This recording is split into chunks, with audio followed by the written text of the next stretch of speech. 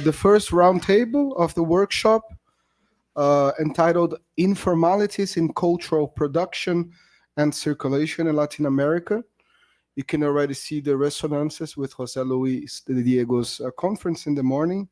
I will very briefly present the participants of this roundtable. Gloria Chicote, who will soon sit here, is a professor based in Argentina. She's a literary scholar and the current director of the IDIX, which is the Instituto de Investigaciones en Humanidades y Ciencias Sociales, a joint research institution of the Argentinian Consejo Nacional de Investigaciones Científicas y Técnicas, el CONICET, and the Universidad Nacional de La Plata, from where José Luis de Diego also comes. Gloria is a member of the scientific committee Centro de Estudios de Teoría y Crítica Literaria de la Facultad de Humanidades y Ciencias de la Educación de la Universidad Nacional de La Plata. Tiene un doctorado, holds a PhD from the Facultad de Letras de la UBA, de la Universidad de Buenos Aires, and her recent work focuses on popular Hispanic literature from Spain to Latin America and takes a comprehensive perspective of literary parameters for the understanding of cultural processes.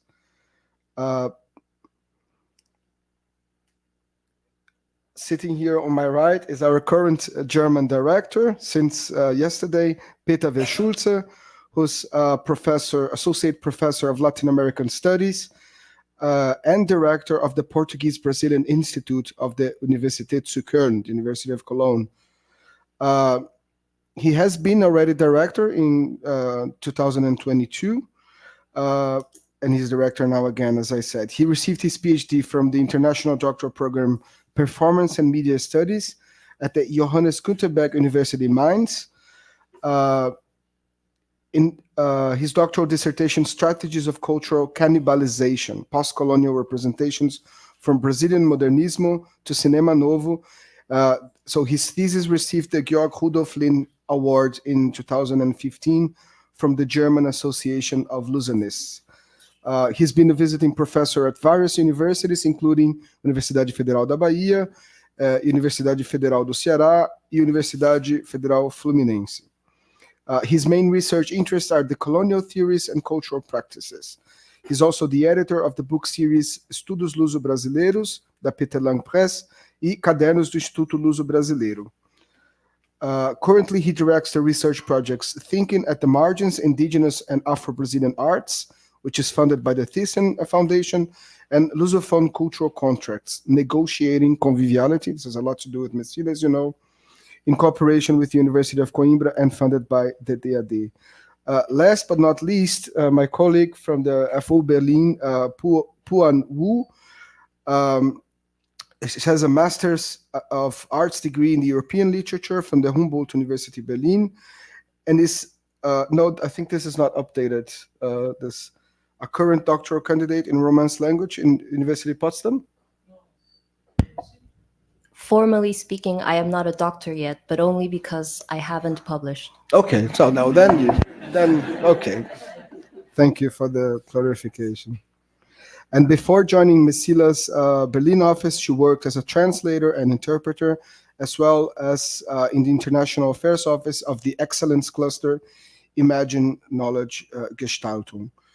The structure of the roundtable is very traditional. Each of them will speak for 20 minutes.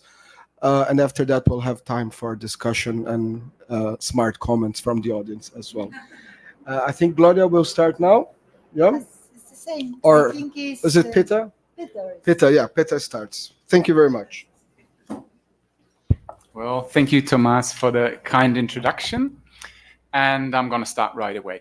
First of all, I have to say that unfortunately I didn't manage to get the images transferred because of a lack of an adapter. So it's a bit of a pity, but this will be actually a presentation without images, and I will talk about images. But I might just turn around the laptop at some point and you will see images. Sorry for that. And I'm going to start. In Brazilian art, racialized social exclusion has been critically reflected upon in numerous exhibitions over the last decade. Is that speed okay? Or yeah, cool. Over the last decade, mostly in gallery and museum spaces. However, some Afro-Brazilian artists have expanded the field of art beyond the market for symbolic goods, drawing on informal artistic strategies, particularly performative art practices in public space, in order to counteract racialized social exclusion on one hand, and to form collective subjectivities on the other. As examples, I will present two works. One is Paulo Nazaré's Cruzeiro do Sul, Acredito que seja a cor da minha pele, from 2010. The other one is Ouro Preto, Rotas de Fuga, from 2017, by Charlene Bicalho, Priscila Rezende, and Winnie Rocha. As I aim to show, the performative artistic practices of these works imply certain reconfigurations of the aesthetic dispositif. To begin with, in the field of art, the term informality can, tentatively, be used in the sense of not complying with certain requirements or conventions. Even though artworks might seem to not be strongly subdued to constraints, both in terms of form and content, they are subject to numerous, mostly implicit regulations. In regard to these regulations, art can productively be described as a dispositif. As conceived by Foucault, the dispositif is a dynamic system of relations between a set of elements, specified as a thoroughly heterogeneous ensemble consisting of discourses, institutions, architectural forms, regulatory decisions, laws, administrative measures, scientific statements, philosophical and moral propositions. These elements undergo an interplay of shifts of position and modifications of function. Foucault goes on to say that the dispositif is a formation which has its major function at a given historical moment, that of responding to an urgent need. He further specifies that the dispositif works to sustain both a process of functional overdetermination and a perpetual process of strategic elaboration. In other words, the articulation of heterogeneous elements that constitutes the dispositif corresponds with a multiplicity of purposes. Regarding the aesthetic dispositif, art can concretely be understood as a conglomerate of institutions, practices, and forms of subjectivation, which produce constitutive conditions according to which objects and activities first appear as art, and through which individuals can understand themselves accordingly as artists, art mediators, or art viewers in the first place. For the analysis of the system of relations of the heterogeneous ensemble mentioned by Foucault, it is elucidating to ask which methods, genres, media, institutions, etc. are at work, how they are configured, and in what way they relate to each other. Furthermore, the aesthetic dispositif includes an ensemble of strategies and relations that both determines forms of knowledge and is determined by forms of knowledge. As such, the aesthetic dispositif also determines aesthetics as an ensemble of discursive practices that reflect on or mark the changes in the mode of the sensible experience, of how we perceive, or of how we are affected. Due to the complexity of the dispositif as conceived by Foucault and its numerous interconnected dimensions, here we'll mainly focus on certain aesthetic practices in relation to the exhibition space, to configurations of production, distribution, and reception of the works, particularly the link to the market for symbolic goods, as Bourdieu terms it, and the subjectivities which they produce. The works I will present neither used exhibition spaces framed by the field of art, strictly speaking, nor have they produced saleable artifacts. To elucidate the implications of the particular usage of public space, a comment on a conventional configuration of gallery spaces is helpful. As Brian O'Doherty pointed out in his seminal study on the white cube and the ideology of gallery spaces, its basic function is enclosure. Generally, the setup of the white cube, common in galleries and museums, removes from the work of art all evidence that interferes with the fact that it is art, aiming to isolate it from anything that might hinder its appreciation as itself. And this is, I'm following Doherty, of course. What O'Doherty has called the pseudo-neutrality of whiteness is produced by the elimination of distracting cues, so as to create a sort of timelessness and placelessness. An enclosure is also at work in regard to the audience.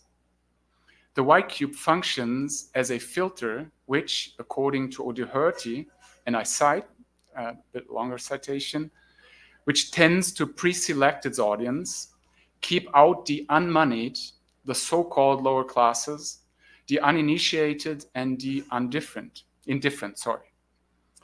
It issues an invitation to the opposite of these. The white walls are social regulators subscribing to the rhetoric of inclusion.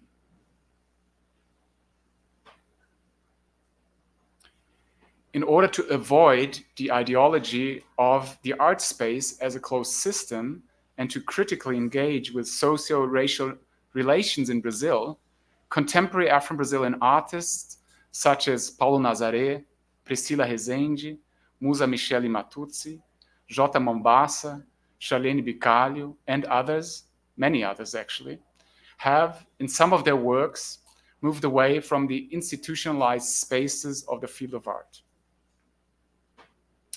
Remarkably, in a significant number of these works, the artists use the artistic persona, that is, their bodies, characterized by insignia of negritude, particularly by wearing voluminous cabelo crespo, or afro hair.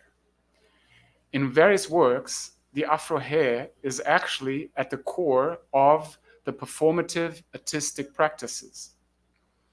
Just a few words on cabelo crespo. As Kobena Mercer has pointed out in his seminal essay, Black Hairstyle Politics, hair functions as a key ethnic signifier because, compared with bodily shapes or facial features, it can be changed more easily by cultural practices such as straightening. Vis-a-vis the ideologies of race and racism, Black people's hair has been historically devalued as the most visible stigmata of Blackness, second only to skin. In racialized and often outright racist representations of Black people, so-called frizzy hair is an essential part of the iconography of inferiority. This is also cited by Kobena Mercer. As a counter-movement in the 1960s, Afro hairstyle emerged as a symbol of Black pride and Black power, valuing Black subjectivity.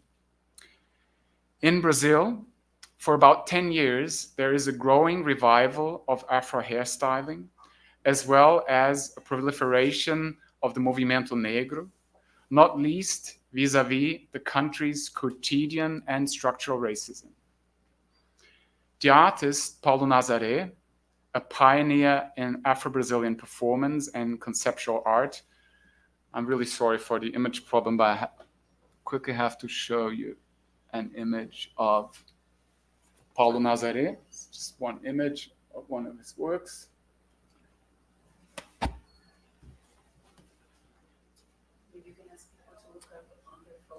Yeah. I can provide the images later on. Sorry for that. in racialized and often outright racist representations of Black people. I've read that already, sorry. I was with Paulo Nazaré.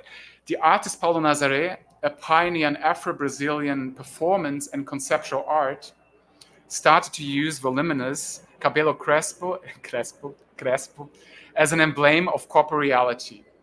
As an artist whose work is very much based on vivencia or life experience, often relating his personal biography and trajectory with historical dimensions of Brazil, especially the traumatic legacy of slavery and its repercussions.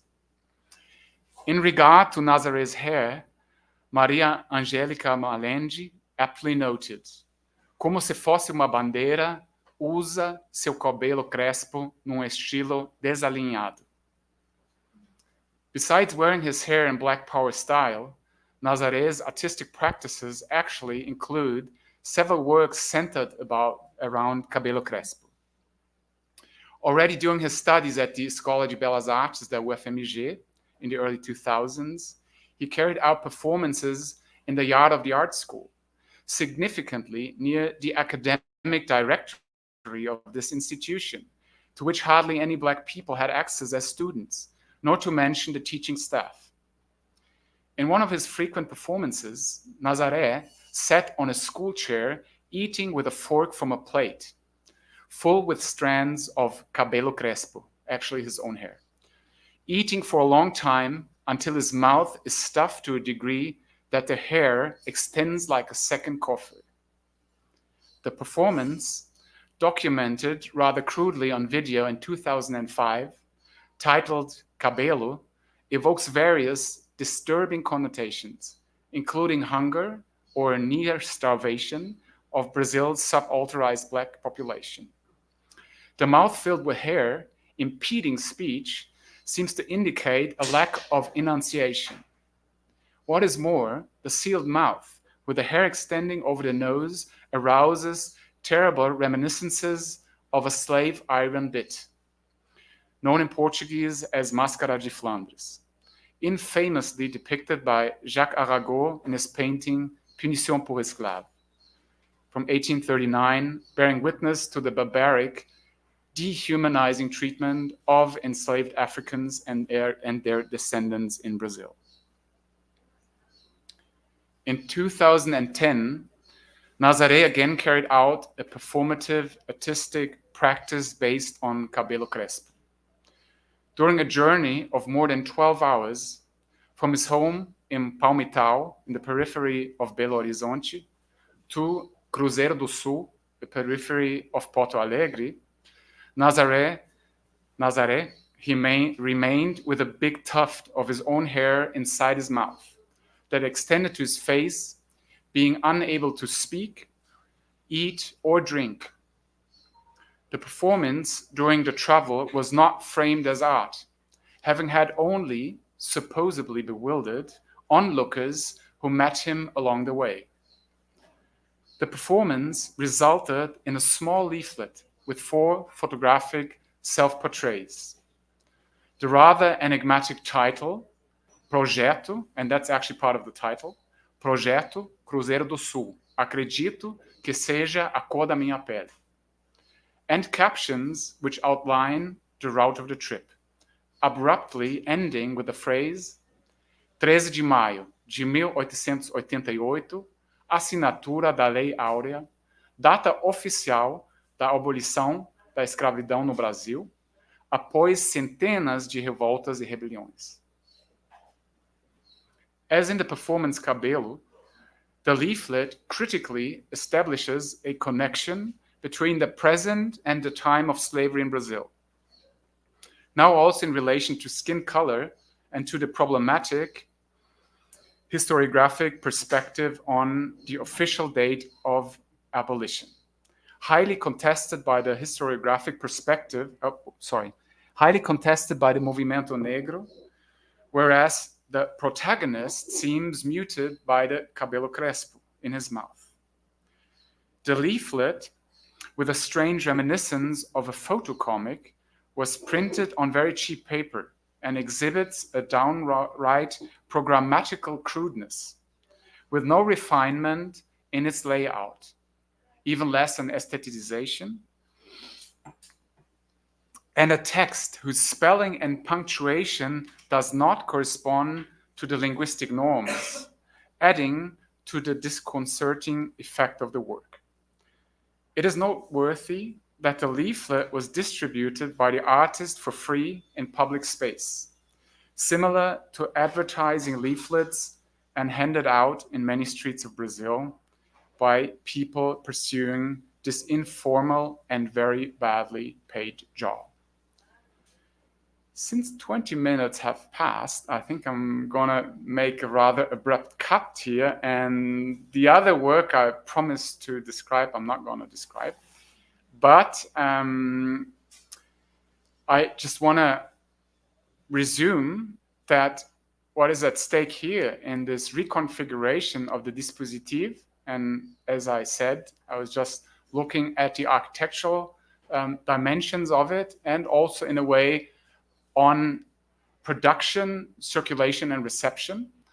And as you have seen in that example, these have occurred, and this is actually the case for many other performative, artistic practices from Afro-Brazilian arts, that they are actually not framed by the field of art, in the Bourdieuian terms, of course. And also, there is a strong tendency, which of course is a tendency of performance art and of some conceptual art strands as well, that there is a sort of immaterialization of the works. So we have a lot of ephemeric works, actually.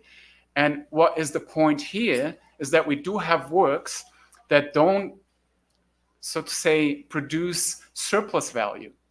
They're actually works that are immaterial works. There are works actually conducted at people inhabiting the public space. And other works, just to mention a very famous, maybe images will appear for you. One of the very famous works of the already mentioned Mecila Rezende is Cabelo. And just 3 sentences on that, because it really illustrates that. Cabelo, Bombril, desculpa, Bombril. Bombril, which is a performance she did in public space, first in 2010. And Bombril is a stigmatizing, racist name for people who have cabelo crespo. I'm not going into very many details, but what she actually did in that performance is wearing historical clothes that actually create associations with the time of slavery. So they are historical clothing. And she is actually cleaning in public spaces pots and dishes with her cabelo crespo. And the interesting thing is, it's a very strong work, actually, and also connects, of course, between continuities, just as Nazaré did between the time of slavery and contemporaneity, and also between, and that's informalities again, between work that is not remunerated as it should be. I mean, it, of course, changed with Lula and all that, but still it's precarious work. And so she actually showed these connections. And I think I have to censor myself because it's 20 minutes now. But one last sentence, actually, and that's important too for the wrap up, that Mecila Rezende actually did this performance together with various other Black female artists, and they did this performance collectively. And they did it, for example, collectively in the capital of Espírito Santo. And what they did is there is a museum of Afro-Brazilian culture. And what they did is actually, they walked from the Museum of Afro-Brazilian Culture to the Museum of Art in the city. So it was a performative walk they did, and they then started scrubbing, as I have described, the dishes with their own hair. And what's very interesting is the documentation, because there you see the reaction of the people reacting to it. And so it's not a very good wrap up, because also I think the the problem with the Dispositif is it's so complex. So this will be, of course, an essay also tackling down all the other dimensions of the Dispositif. So looking into curatorship, for example, looking into a lot of things, circulations, etc. So yeah, I'm just going to make a cut here, and thank you for the attention.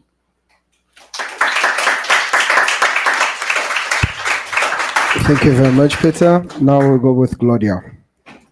Do we have to change?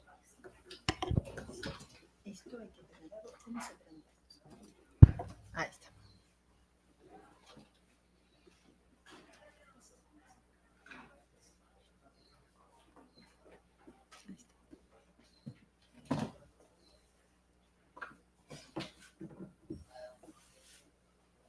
Bueno, por aquí. Perfecto.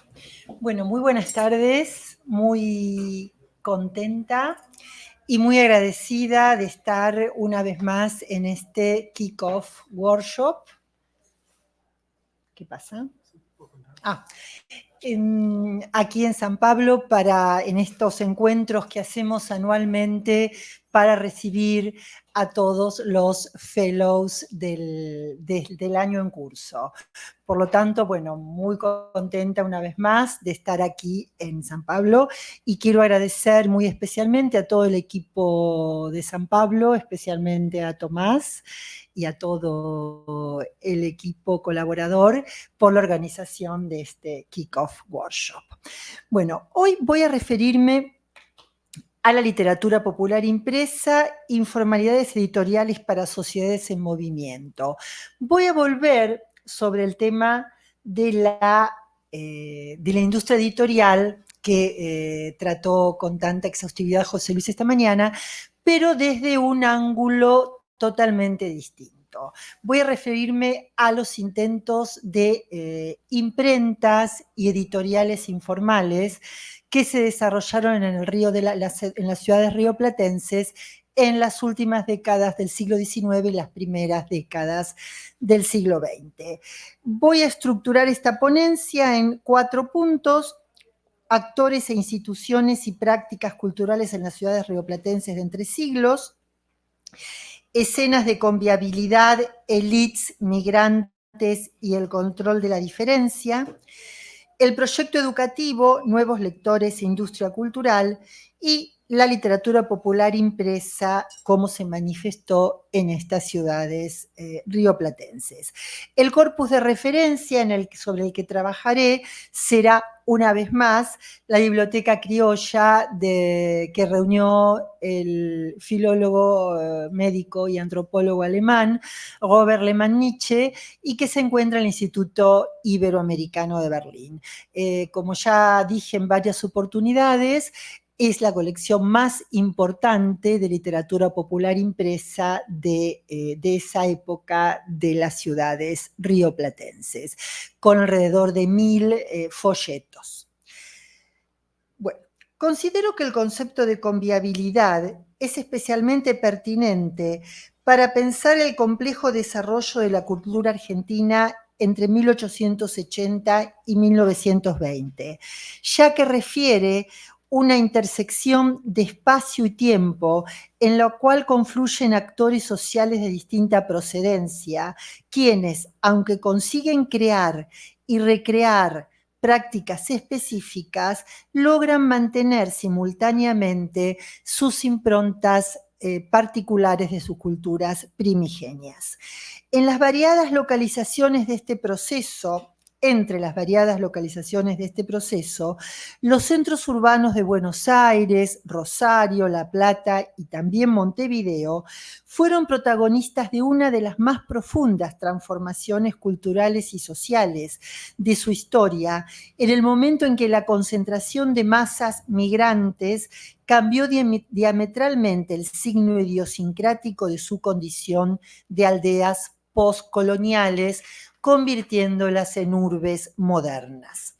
Una cultura criolla de carácter fundamentalmente rural comenzaba a extenderse hacia las urbes, y ésta se superpuso y se fusionó con los estilos de vidas de miles de migrantes europeos que llegaban al país atraídos por el proyecto industrializador emprendido por el Estado. La magnitud del movimiento migratorio externo quedó bien retratada en los resultados que arrojó el censo de 1914, al poner de manifiesto la existencia de una población de casi 8 millones de habitantes, de los cuales el 50% eran extranjeros. O sea, entre 8 millones, 4 eran extranjeros. Y de esos 4 millones, el 80% eran italianos y españoles. Por eso la gran impronta de toda la cultura española e italiana en la Argentina.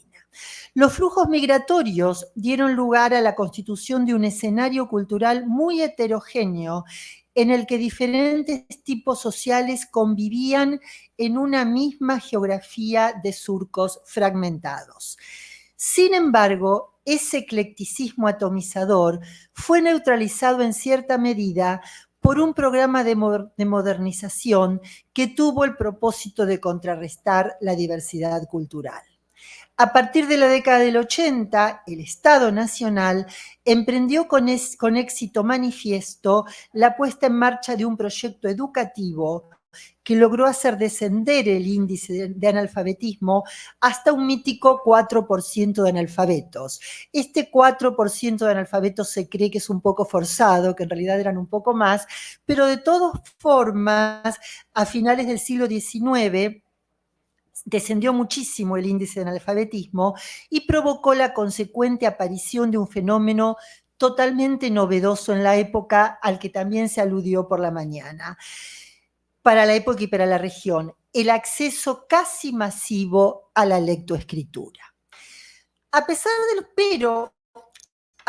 de estos esfuerzos exitosos del Estado por controlar la diversidad que distinguía a todos los habitantes de los centros urbanos, la textura heteroclítica resultante de la convergencia de actores que pugnaban por delimitar sus nuevos y a veces amenazados territorios, se impuso conformando la materia prima de los debates y la materia prima de acciones que caracterizaron toda la cultura argentina de la primera mitad del siglo XX.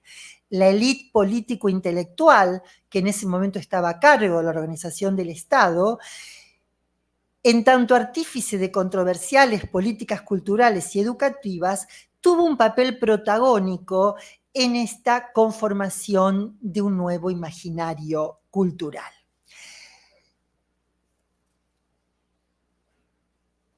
Al amparo de la racionalidad cientificista y de la doctrina del progreso, esta élite intentó interpelar a estos nuevos sujetos desterritorializados mediante un conjunto de disposiciones, creencias, valores de efecto integrador y homogeneizante.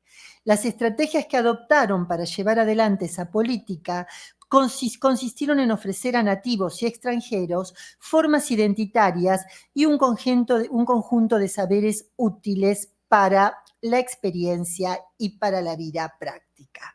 Los mundos simbólicos diseñados por esta minoría impregnaron lentamente al conjunto de la sociedad, puesto que ésta desarrolló distintos espacios resultantes de su traza heterogénea y dinámica.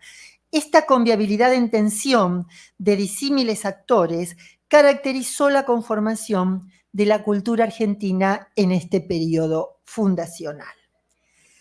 El espacio urbano es, como dijimos, el escenario en el cual los sujetos vivencian experiencias de horizontalidad y verticalidad, de proximidad y lejanía, de exhibición y ocultamiento, de sociabilidad y también de anonimato.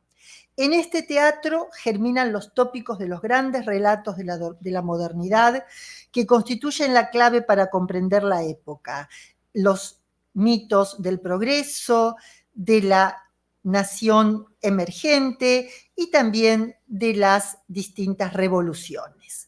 Conceptualizaciones todas con aura mítica que se transmitían por distintos grupos en mensajes que se dirigían a esos mismos grupos y a otros grupos que simultáneamente están pugnando por definirse.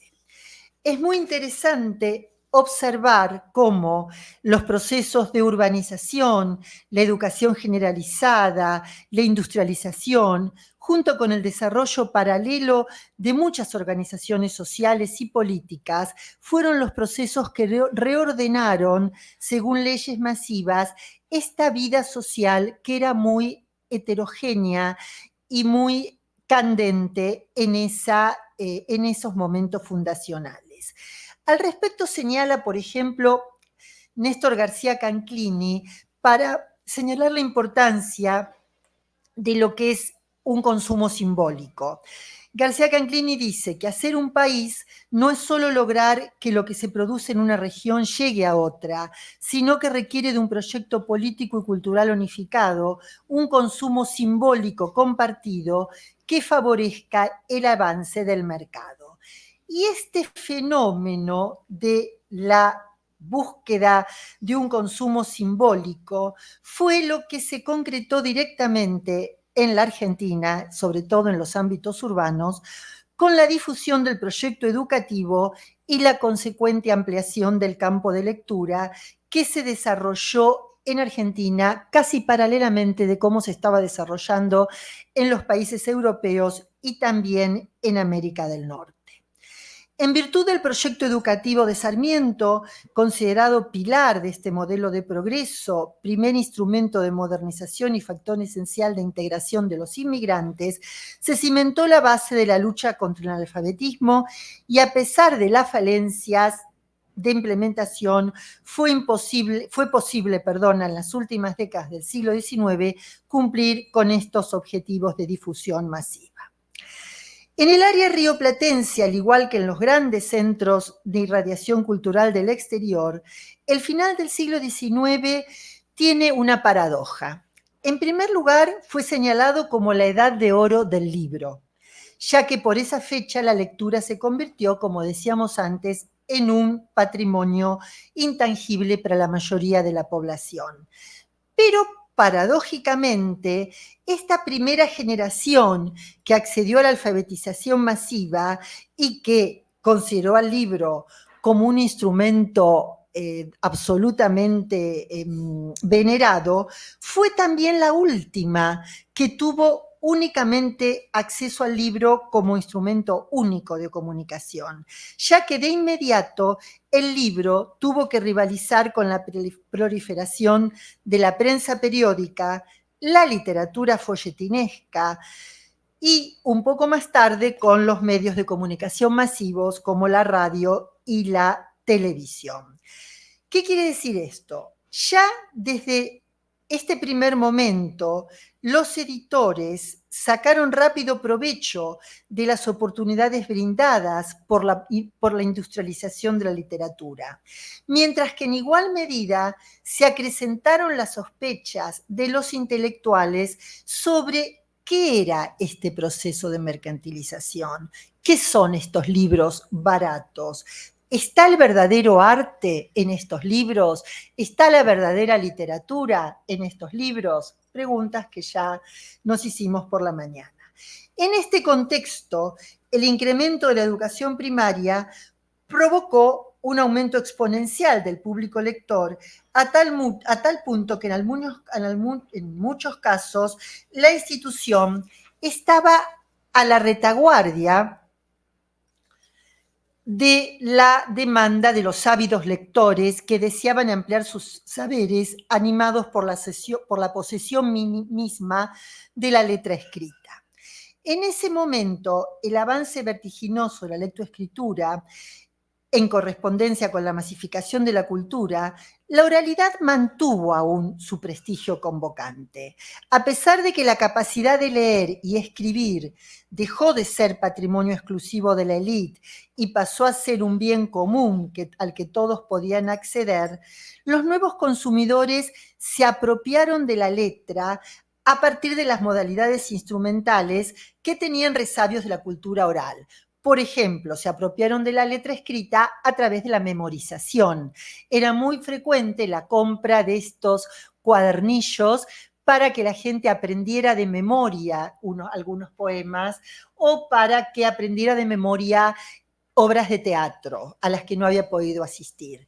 Por lo tanto, la oralidad sigue siendo un vehículo. La memorización y la vocalización socializada de los textos escritos resultaron operaciones eficaces para transmitir el conocimiento entre emisor y receptor que se daban en el marco de una performance, de una interacción. La difusión oralizada de los textos adquirió mucha relevancia en la politización de las clases populares y en la autoformación de las clases trabajadoras. La vocalización sobrevivió también en el campesinado, ya que en el ámbito rural las comunidades en las que aún persistía el analfabetismo sacaron provecho de la lectura colectiva. Bueno, todos los estudiosos de literatura argentina saben la historia del Martín Fierro, leído públicamente en voz alta en las pulperías, en los entornos rurales, para ser socializado entre los que no sabían leer. Esta ampliación del público alfabetizado, junto con la aparición de nuevas tecnologías en el campo de la edición, permitieron abaratar costos y multiplicar tiradas.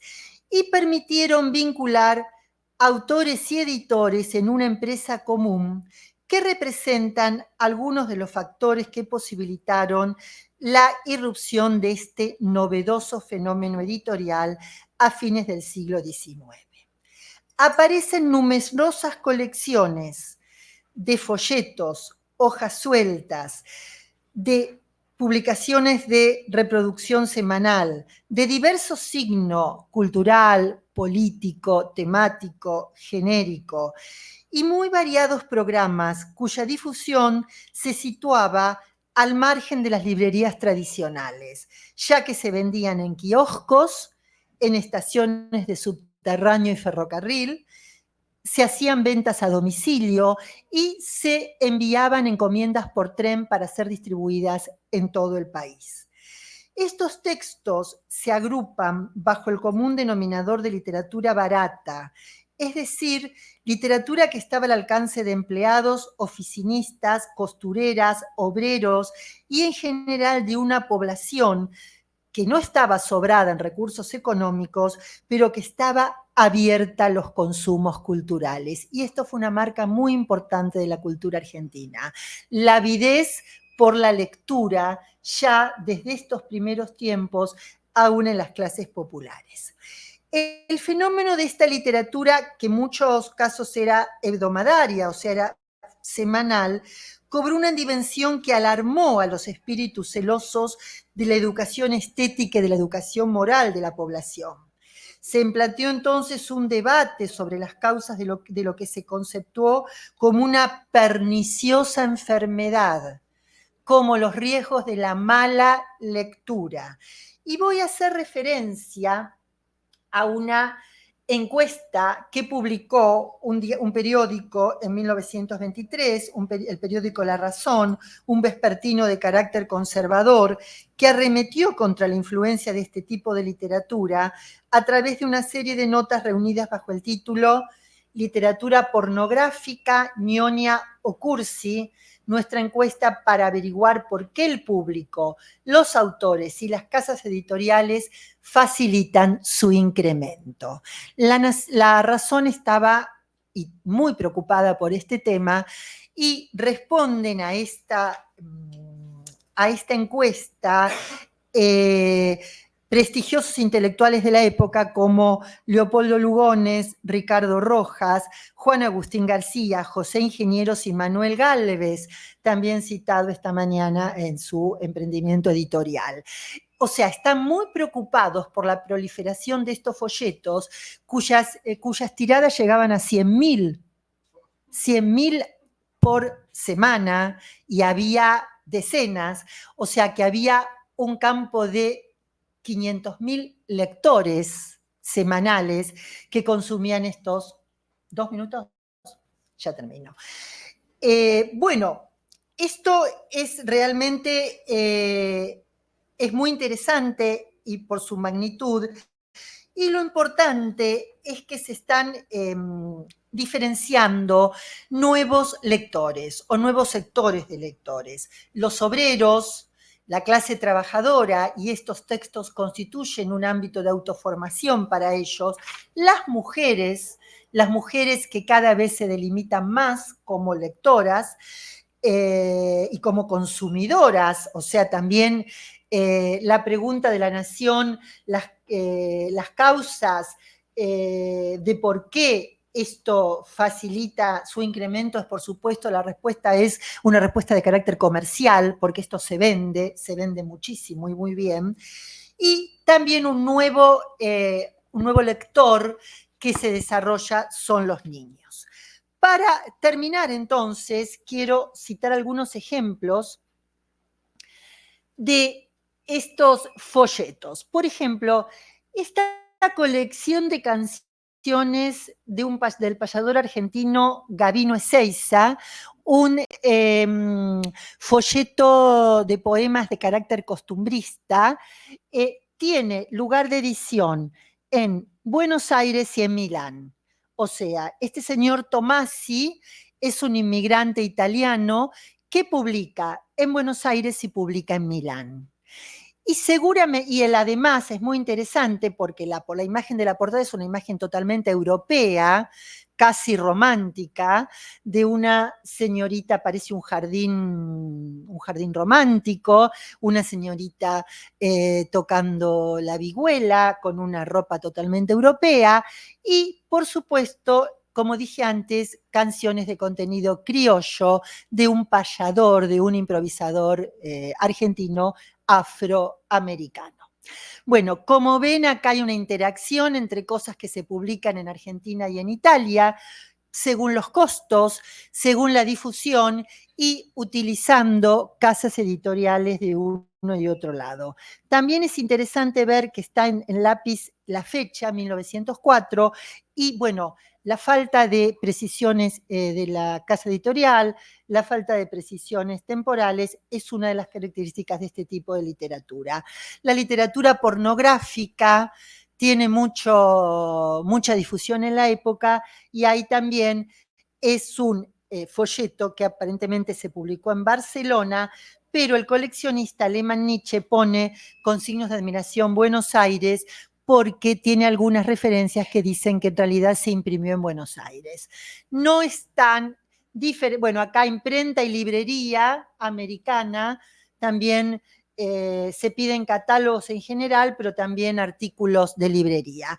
Esas categorías a las que hizo referencia José Luis de impresor, editor, librero, en este circuito todavía no están para nada delimitadas. Bueno, décimas para la risa también, no está Francisco Matera es un editor popular también de Buenos Aires, no está el lugar de edición, Buenos Aires, y no está la fecha que está agregada por el coleccionista. Y este gaucho tiene una cara de italiano total, por lo cual podemos pensar que el dibujo provino de Italia. Para terminar, quiero decir que este circuito no estaba excluido ni disuelto del circuito letrado. Un gestor cultural como Samuel Glusberg, un gran gestor cultural, muy importante en la publicación de la literatura letrada argentina de las primeras décadas del siglo XX, percibe la importancia de este circuito y de estas ventas y publica una revista de estas características de difusión popular, de publicación semanal que se llama Ediciones Selectas de América, y en las cuales trata de difundir la alta cultura, las clases populares. Antonio Zamora, otro editor también socialista de la época, tiene la misma percepción de la importancia de la vinculación entre estos dos circuitos. Bueno, perdón si me extendí, muchas gracias.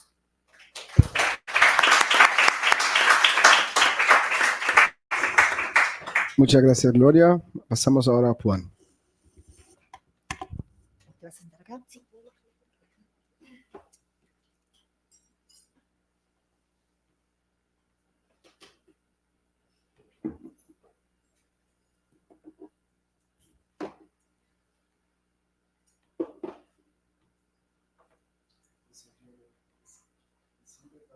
chocante así, la comparación entre Argentina y Brasil, así, con este 19, 10, 11, que pasaba.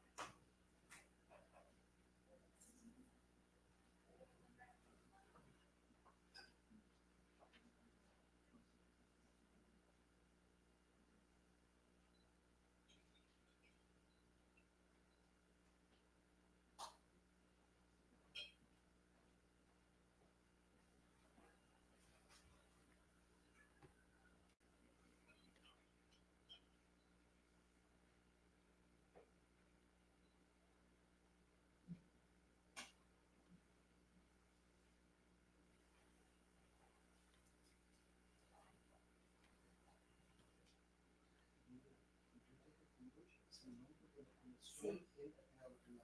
Entonces solo ¿no? No, es el nombre que le da el mundo. Ah, ok. Él lo llama así. Él los colecciona y lo que tiene un ex libris, sobre todo un proyecto coleccionista. No.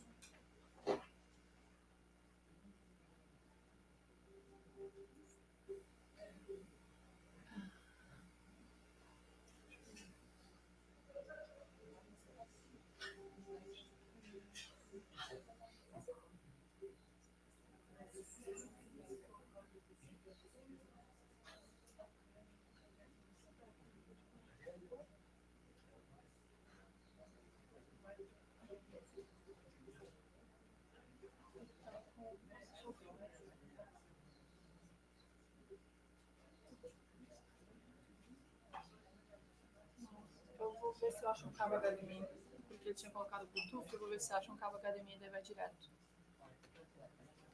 Então, peraí, um segundo, eu vou ver pode.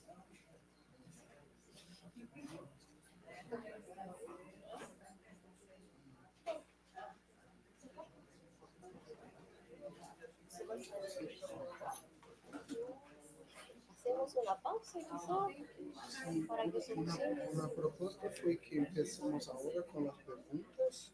Sí. pero no sé si es bueno. ¿Qué piensas?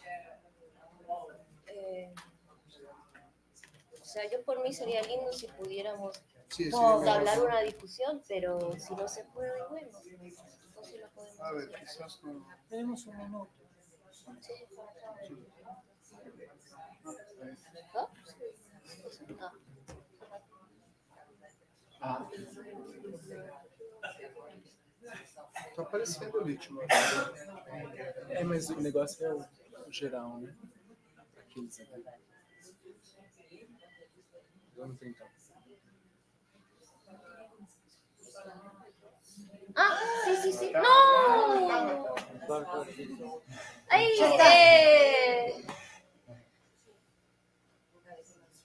Muy bien. Muy bien, gracias. Chao. Así. Hasta un QR tenemos. Sí, la tecnología. A ver. Okay, so after some technical issues, now Puo-an. Obrigado, Timóteo, pela ajuda. Please. Yes. Hello, everyone. So I'm going to try something new today that you might not be used to. I'm incorporating QR codes into my presentation for things that you can easily look up online that are free of access, things on YouTube, or things that are open access. The future is now, yes. So what I will do is talk about what you see on the slide and then pause for a moment so that if you want to, you can take out your phone, or you can even take out your phone now and sort of scan the thing. Thank you. Scan the thing and save it on your phone or whatever you like to do. Yes. Thank you, Tomas, for inviting me to this roundtable, first of all. My name is Puo-an. This is my first name. I have two first names, Puo-an Francisca, and my two last names are Wu-fu. I work at the Freie Universität Berlin at the Free University for Mecila, and I almost have my doctoral degree, not quite, from the University of Potsdam, which is about 2 hours from Berlin outside. Yes, this QR code is for my website. I am shamelessly plugging myself into this. If you would like to know what I'm doing, you can do that. Yes, so let's start. So I would like to begin to give you a little bit of institutional context of where I'm coming from, what discipline. And my soon-to-be title of doctor is in the field of romanistic. This is a kind of philology. And this particular type of philology, not everybody knows what philology is. And to explain it very simply, is the study of everything that has expression in words. So the logic of philology in Germany particularly is to group languages according to an overarching relation. And in the case of my type of philology, the relation is the Roman Empire and Latin. So any languages that have some relation to that will be grouped together inside my discipline. This means that any one of my colleagues could be scholars of French, Romanian, or Italian languages, for example. And beginning with the graduate level, it is very common for people to have two comparative languages. So you might have someone who does French and Spanish, and you might have someone in a more advanced place in their career who will do French, Spanish, and Portuguese, for example. This is very common. And in fact, it used to be required for admission into this field of study that you also pass a standardized exam in Latin. So that's another language that you are required to have.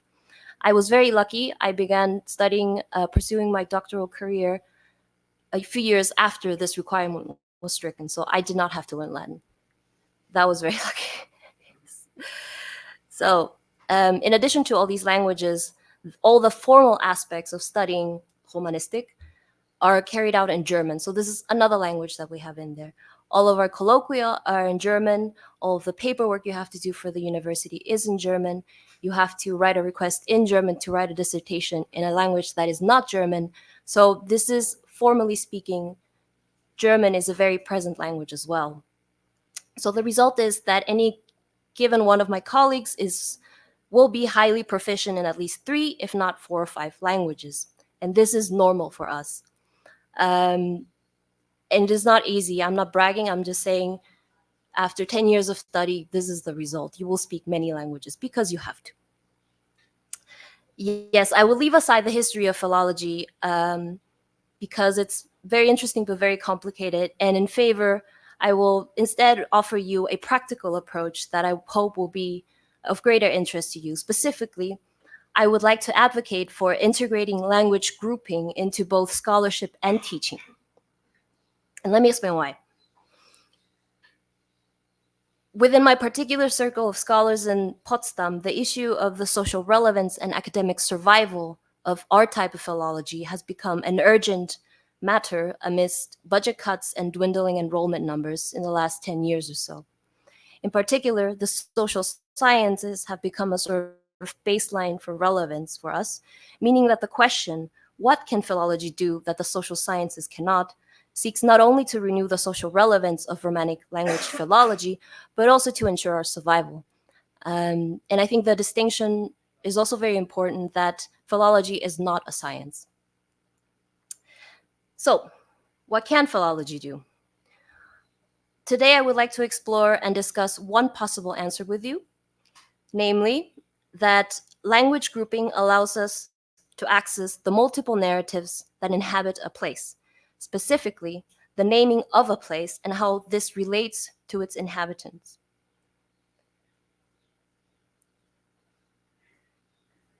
I want to offer you a very short disclaimer before I go on. The idea of names of places expressing the specific point of view of the people and things in that place is nothing new. And I provided here two examples. One is from the language Mapudungun, which is spoken in Wallmapu.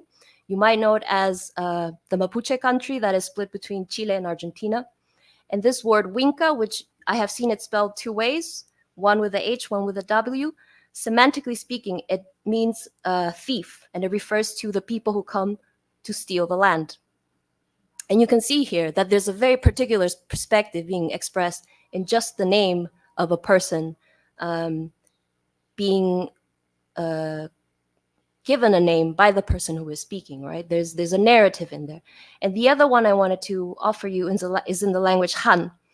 And this one is also very interesting. So the first example is Yangren.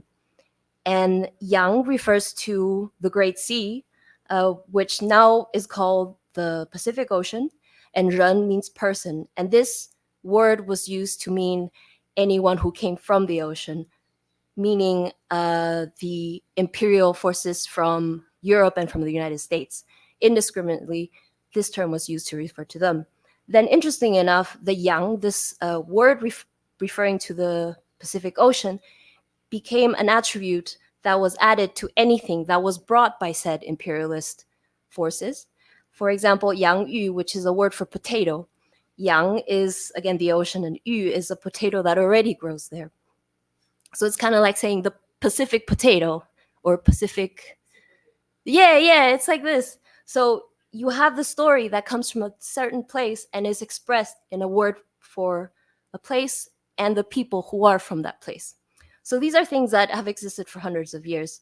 And that in itself is nothing new. That was a disclaimer.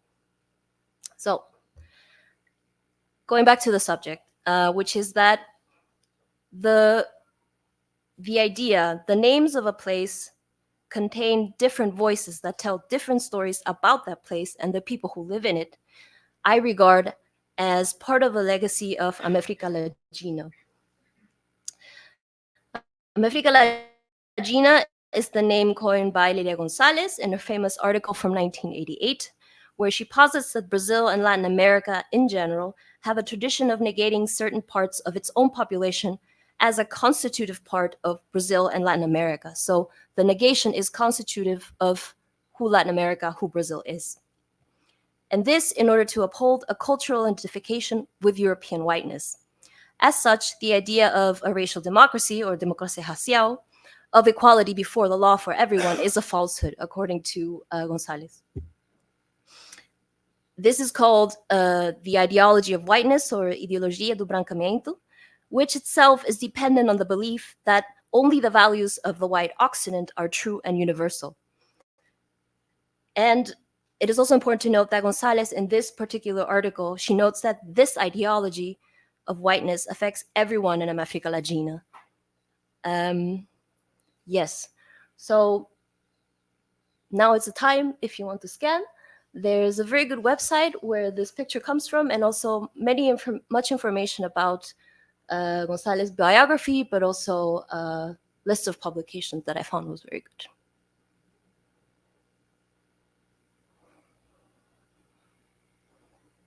Did it work? No? Oh, I'm so sorry. No. That was on purpose. You only have my website. Just kidding. No. Great. Okay. So moving on. So the next point that I take as a point of departure is Abya Yala. And I would like to explain to you a little bit where this comes from, the idea of Abya Yala. So diabetes. Maybe it's an advertisement because it's YouTube. Yeah, okay. The future is not now, Tomas, apparently. The future is tomorrow. Yes, okay. We try to be in the future. Okay, so Abya Yala is the name that is used to refer to the continent also known as America, from top to bottom, so from north to south, Abya Yala. And it is not simply an alternative name, but a political act that specifically seeks to replace America as a name. So here you see Constantino Lima, who is also known as Takir Mamani, that is his Aymara name. He is credited with popularizing the name Abya Yala for the continent, and he was also an instrumental figure in the revival of the Huipala flags, which I've shown you a picture here. This is actually someone holding it up in Gabriel Boric, the current Chilean president, in his first speech to the Congress. The public television showed this person holding up the Huipala. And that is a QR code, actually, of the whole speech on YouTube. Yes, so each Huipala flag has a unique pattern, but that is not so much the focus right now. Rather, where does Abya Yala come from? So Constantina Lima, or Takir Mamani, he met with the Guna people of central Abya Yala in the 1970s. Guna, I have seen it spelled with a G or with a Q. And so Abya Yala is the name that the Guna people give to the many faces of the world changing. And the current phase is called Abya Yala, the world, the whole world. Also, no. What happened? It is? Advertisement. Okay. I didn't think of that. Maybe, okay, I need a private server or something, and then no advertising. Maybe the FU will fund it. Who knows? Yes. Okay. So, in any case, he is credited. So Constantino Lima is credited for spreading this practice, this political practice of calling the continent not America, but Abya Yala. And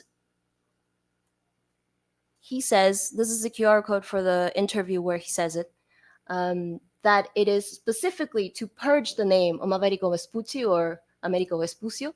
And that is what he says in the interview, just direct transcription. I will attempt to translate into English just in case. It is not untrue that if we're not able, then we're going to invent. Of the continent Abya Yala, the same thing happened than with the flag Huipala. If we are not able to find out what is its name, then we will invent one. We're going to baptize and we're going to give our continent a name, because the name of that criminal, Americo Vespucci, cannot go on this continent. So this is very clearly a political act of purging this name that celebrates 500 years of historical injustice. Yes. I will give you another opportunity. Hopefully you won't have advertisement, but perhaps it'll still work.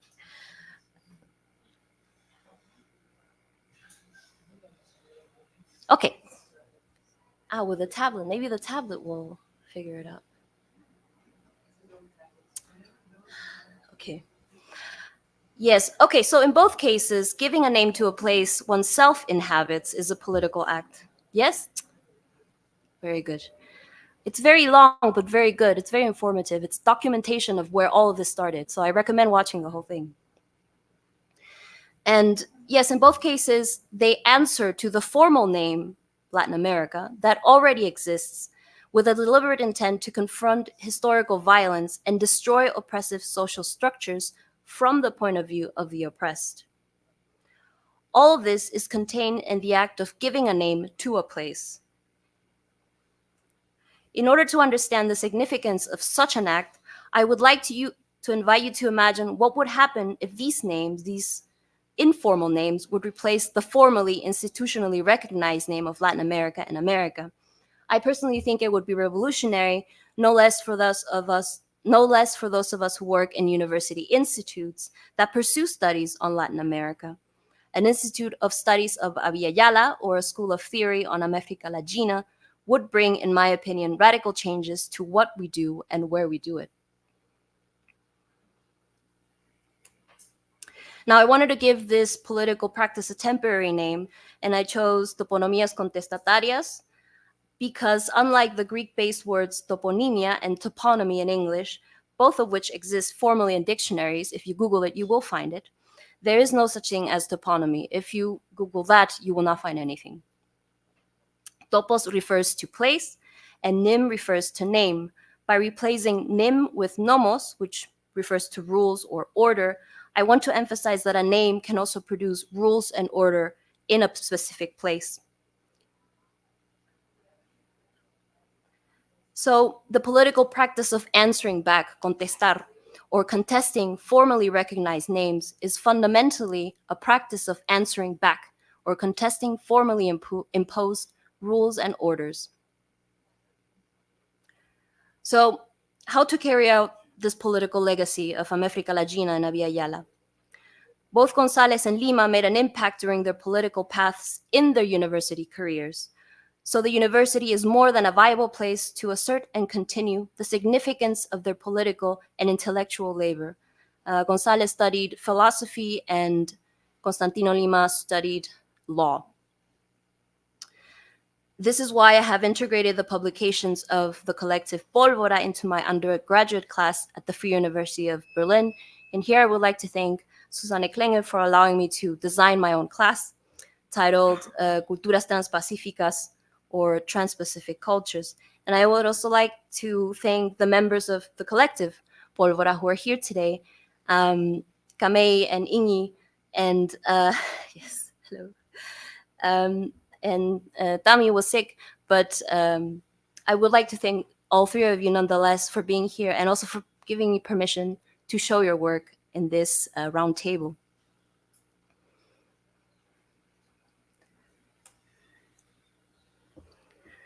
So, Pólvora actually is a collective of independent publishing group of professionals in the visual and plastic arts who are based in different cities in Brazil and Argentina. They position themselves as a feminist and racialized collective and speak from the self-identification as Latin American and Asian, Latinas y Asiáticas. This too I would like to interpret as a revolutionary contesting and answering back of formal toponymy, of talking back at the imposed order in the America that sees itself as Latin and Occidental, and therefore also negates any possibility of being Oriental. To be clear, I interpret this positioning as a starting context from which Pólvora speaks back, the place where it is a given that the place where it is given that its inhabitants regard themselves as an impossibility to be both Latin American and Asian. That is the order of this place that is being subverted, that is answered. I would like to show you this page, these two pages in particular of the Manifesto Pólvora. You can see here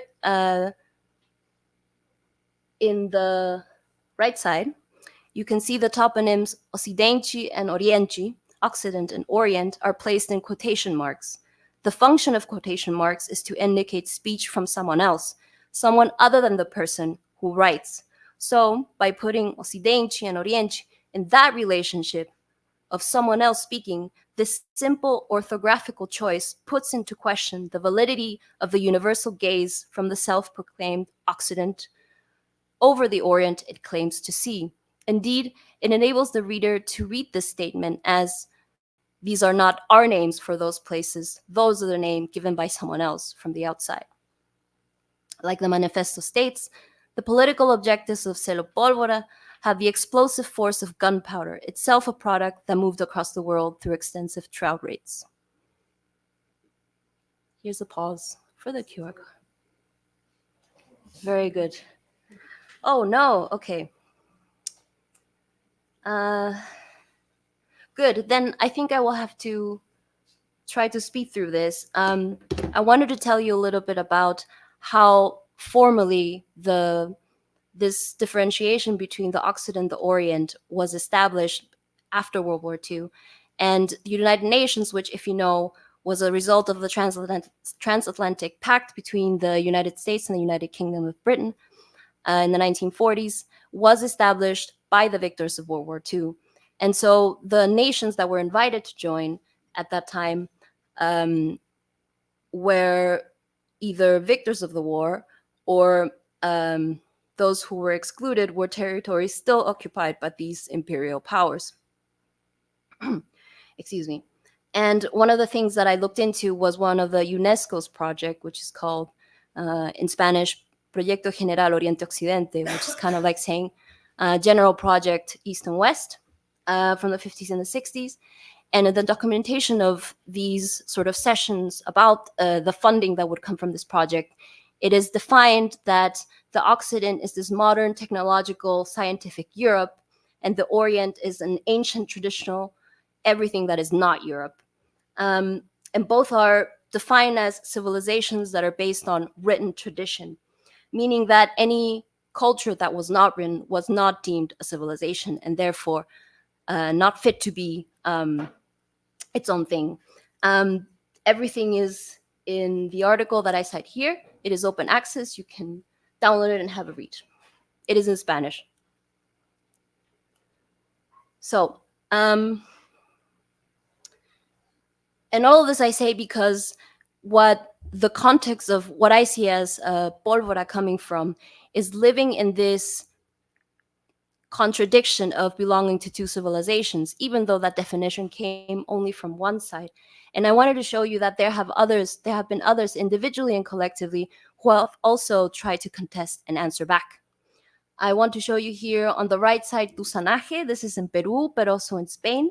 Tusan is the word from Cantonese, Toisan, and it means born here. It is the name of Cantonese immigrants given to their children who are born in Peru, but also in Cuba. And so these descendants of Cantonese immigrants have taken this word to identify themselves and to say, in the case of Tusanaje mi Chongzonglai, that's their full name, that we are part of being Peruvian. The QR code will show you their extensive website. And Julia Wong is a Tusan writer. She wrote this essay that's very important, Estamos pero no somos. And there she says, we exist physically. We occupy the space of Peru, but we are not allowed to be people. We're not seen as full human beings. And she puts this in a context of imperialism that's really interesting. There is also Ana Kazumi Stahl, who is actually from the United States and moved to Argentina in the late 80s and only publishes in Spanish. She writes fiction, but also other things. And she says, sort of, everyone tells me that I must live this great contradiction of not knowing where I belong. But she says, actually, I learned to respect difference and I learned to walk both worlds. Selfacheu is a Mexican writer who has lived in the United States, and she is also a historian. Will you stop me soon, or can I keep going? How much do you need? A lot. Yeah. Okay. 2 minutes is okay? Okay, I will try. Thank you. Selfacheu is also great. Look her up. The other collective I wanted to mention was a Argentinian Grupo de Estudios Nikkei.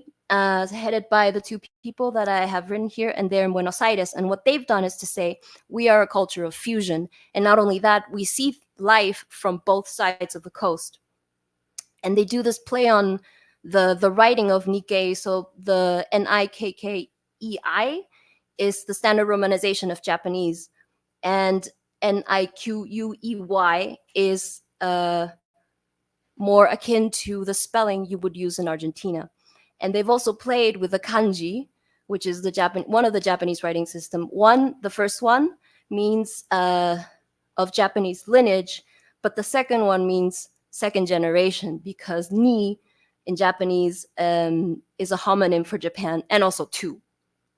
So they've really done a great job of playing with the language. And I wanted to say, this is not an isolated thing. This is also happening in Germany. And I wanted to show you two books. One is written by, that will take too long. The first book, Ise, is written for and by second generation Koreans who are German. And I've seen the spelling two ways, that's why I put it there.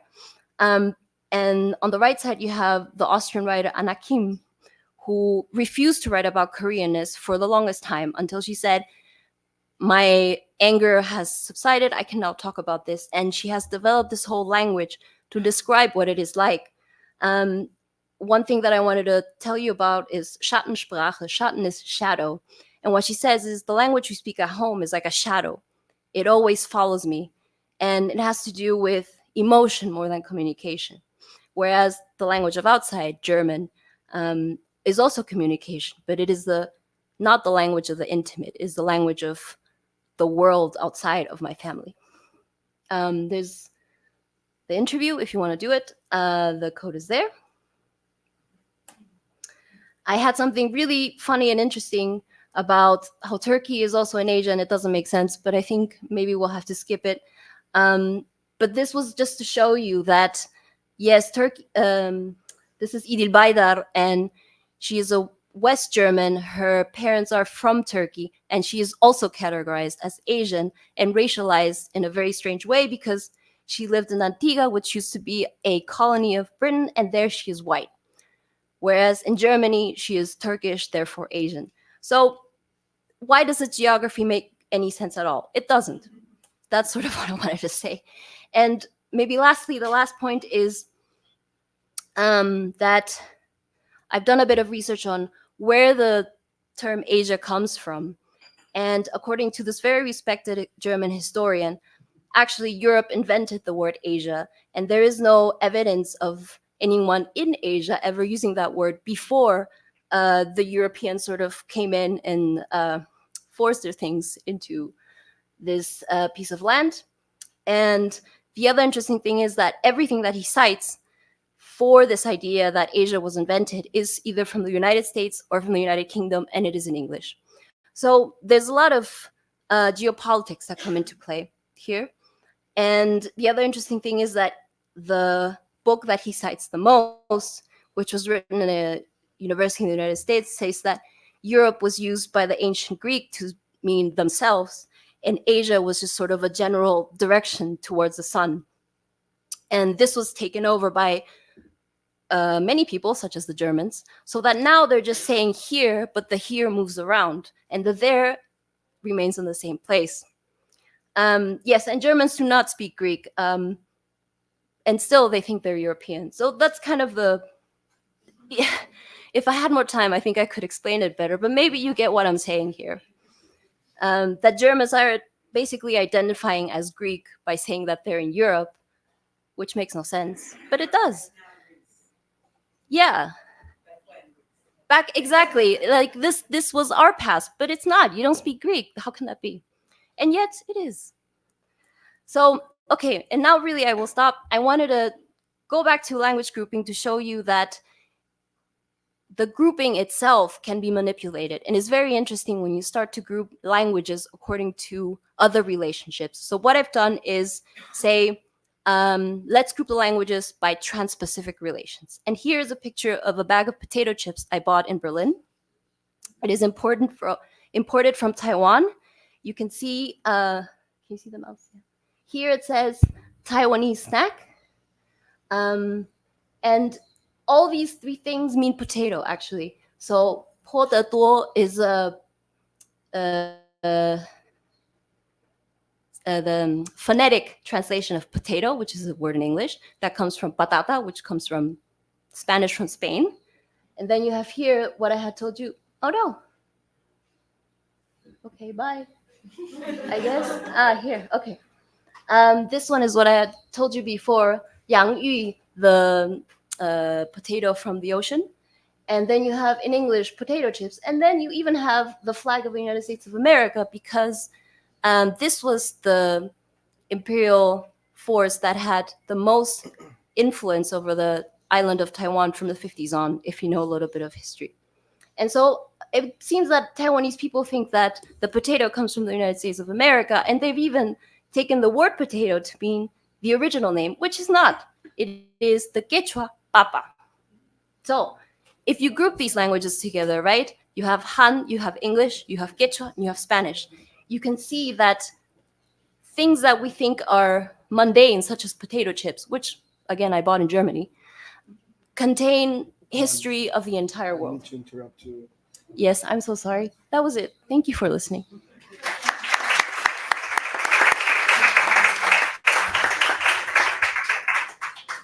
Okay, so thank you, the three of you. Very interesting presentations. Also, different subjects. It's a difficult task to put them together. Maybe going back to the concept of the workshop as a whole, I was a bit surprised in a good sense when the General Consul Martina Hackelberg, I think she understood it very, very well, like the informalities, and especially how this is very typical of Latin America. This very dangerous game of playing inside and outside of the formality or the relation with the nation state at the same time. I will, and when we talk, of course, when we talk about informality, usually we think about workspaces and works which are recognized and protected by the state, and other kinds of work. And then it's relatively easy because you see if there is a registration and you say it's formal. If not, then it's informal. For culture, things are much more alive, so to say. So I will start with Peter. It's a very interesting comment on, of course, Foucault and Dispositif, which I think for this discussion is a very productive concept, in the sense that this making something formal or official passes through this legitimation, instruments, academia, intellectuals, official languages, and so on. So I think it's a productive concept to start the discussion. And then, of course, your main focus, if I understood well, is the museum as a space, or as a white space, a white cube. And then there is, I will try to relate with Gloria. I think that the two moments are very, very, very related, but very different on different poles. So here you have this construction of the museum as a white space, which is pseudo-neutral, it's timeless, it's spaceless, with these white walls. And then finally, because we're in Brazil, or Pindorama, you have Afro-Brazilian, Black Brazilian artists thinking about this space, and then they think this space has nothing to do with me or with what I want to talk about, which is also my body and the way this body is represented. And then your very beautiful description of Paulo Nazaré's work. I think it's even productive not to show the images sometimes, because then we have to think about them and imagine them ourselves. My question for you, Peter, would be, so we, in a very generic way, so you have the construction of the museum, and then on the other hand, this new Black Brazilian artist saying, this does not work for me. I'm speaking, I'm showing other things which are not inside this dispositif. My body is part of it. It's not timeless, it's not spaceless, it's very well localized. And then my question for you would be, but Paulo Nazaré is an artist in the end. And the way that he's usually treated is an artist. He's invited to do presentations, performances. He's considered in art history. And when we consider some, especially if we're going to talk about Afro hair in Brazil, for example, there is a long tradition in popular culture, in folk culture, in popular music, talking about that as well. So there is the distinction between what's art and not art in the authorized art, so to say, thinking with the dispositive, is still kind of still there. And I understand that his work is actually trying to move this concept. But I wish you talk about this because there's like 100-year traditions. I can think of 10 sambas about the black hair. So how does this relate, and what's the difference of bringing this into the world? The difference is that we brought this into the art world, or is it doing something different than that? And then I know it's a very difficult and abstract question. Listening to Gloria, that's what I felt that your two presentations are communicating, but they're probably in very different positions, because what we see in Argentina is just the opposite. Is this they're trying to build the museum in a way. They're trying to build the dispositive in a way, and then the beginning of your presentation was very interesting and also related to Puo-an's, which is the issue of immigration. So you have 50% of immigrants coming to this country. We need somehow to build a nation here, and we're going to use literature in order to do that. I'm like seeing your communications in different poles, in different moments, actually. One is like nation building institutions, building a common language. And the other later moment is this a big group of these people saying, look, this that you built, I'm not part of that. I want to say something different. So then this would be my question for you, Gloria. What is outside of this nation building? In the end, you started talking also about women and how they relate to this popular literature. So I would like to hear a bit more, because of course, 50% of the people came from other place, but there were people living there before. So there's also something outside of this nation building. Puo-an, I like very much your presentation, this thing of naming places and names of places of name. This is also a problem for me right now, because as you know, I'm working on structivism, and then you keep seeing that the names of places are names of commodities a lot, and that bothers me to my bones, really. The name of this country where we are, it's called Brazil. It's the Brazil wood, comes from the first export product of the country. There's Pindorama, which is what some indigenous thinkers are proposing as an alternative name to Brazil, as a different possibility of a country. There is Minas Gerais, the land where my family comes from. It's a large state of Brazil, Minas Gerais. It means general mines. I think that there's an ontological violence so brutal in this. But then you can see all the names of cities, black gold, white gold, all the minerals you can find in Brazil, and then other products as well. So I really enjoyed listening to you, and also the proposition that you're doing, if I understood well, is this strength of philology, it's a comparative approach to, especially in former colonial places, of paying attention to what the materiality of language, to what the history of languages is saying about those places. And then you brought us very interesting examples. I also like very much the toponomic, which is also Samuel can tell us a bit about the nomos afterwards, but naming the place is also a sense of organizing politically with a lot of violence the place, and then opening up the possibilities of new or older names is also a way of politically engage with it. And then there's also the issue of grammar. So we're not only talking about nouns, but really different ways of organizing reality, both in terms of experience, but also in terms of nation states. what I didn't see in your presentation, I would like to know more about it, is the role of the state itself. Because for us in Brazil, it's pretty clear. There were a lot of indigenous languages, a lot of African languages, a lot of European languages, and they all disappeared in the 20th century. And then you have this huge continental country which speaks now mostly one language, with some exceptions. So this informality thing is also an official kind of official language of this space. I'd like to hear more about that. So I hope my movement made some kind of sense in that you have this colonial violence erasing a kind of conviviality, erasing languages, erasing relation to the places. And then you have this second moment of, okay, now we have to build a common language, we have to build a nation state. And then afterwards, finally, a big group of people saying, look, this that you built doesn't work for me, and it's something else. Yeah. Do you want to answer now, or should we collect more questions?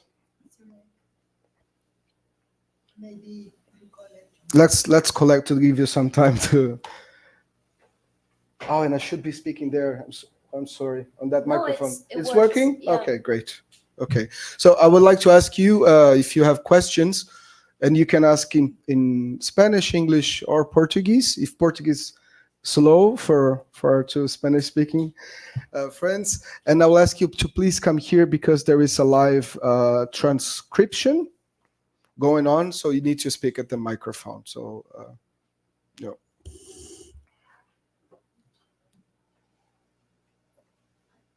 Please come here and speak here.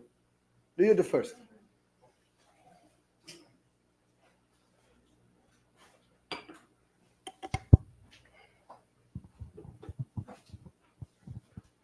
Mi pregunta, ¿sí?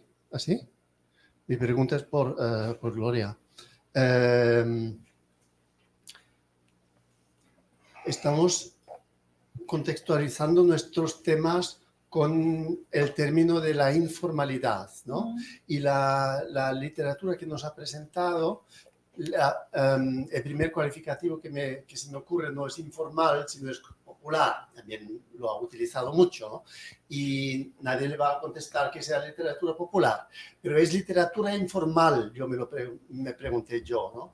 Y hasta ahora la informalidad siempre había estado más en el contexto social, la vía de difusión, por ejemplo, era más informal que en otros ejemplos. Esto nos interesaba hasta ahora, pero en su caso me interesa si los textos son informales también dentro, o sea, si se trata de textos informales en el sentido textual, y lo son y quieren serlo, o quieren superar esa informalidad y llevar al público a un grado de formalidad mayor. O sea, ¿cómo trabajan esos textos con la informalidad textual, con normas ortográficas?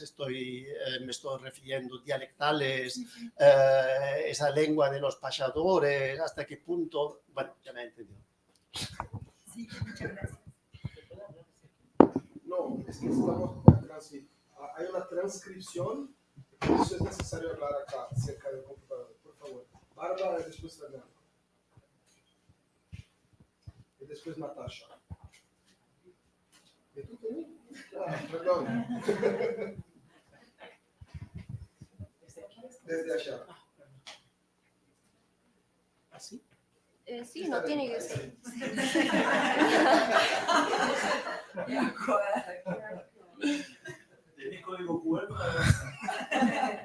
Well, first of all, thank you, because I think this was a very interesting experiment of passages between formality and informality. And this would be exactly my question to the three of us. Maybe you could elaborate more on these regime shifts, because what we have been listening to is disputes and dispositifs of valuation of knowledge in the end, or culture, if you want to be in a more general sense. all three of you presented that as an opposition to formalized, institutionalized, recognized, highly valued knowledge or cultural practices, as an anthropologist would say. But I think that research program of the Mecila, Conviviality and Equality, shows that it is the middle ground where the negotiation happens, and also the passages happens, the misturas, the situational use of one language, as all of us who are multilinguals, and the situational use of another language. And then, of course, you have also mixtures of languages. I would like to know a little bit more about that, and also about the symmetries involved in that, but based on negotiation, as maybe with the concept of contact zone, which is also used very much in museum studies. Also would like to know, because this is a debate we are having in cultural institutions in Berlin, whether there is a space for those type of cultural practices that go beyond the established categories. For example, just to give an example from the institution I'm working, a library is very successful because of the robustness of the categories, but also the stabilization of the categories. So as an anthropologist, when I started to work at the Institute, I got a little bit weird because all the ethnic categories were like stabilized in time, not using Mapungundung, but Araucano, because this allows us to find again the media speaking on these cultures and for these cultures and on these cultures. So what I want to say is that how do we open up without doing something that is now at stake, which is the closure of public institutions because they're not able to capture those dynamics. So this is a very concrete debate we are having now, for example, at the State Museums of Berlin, just to cite an example. Thank you. And I don't know, Fernando. Fernando, and then you answer, and then we do a second round.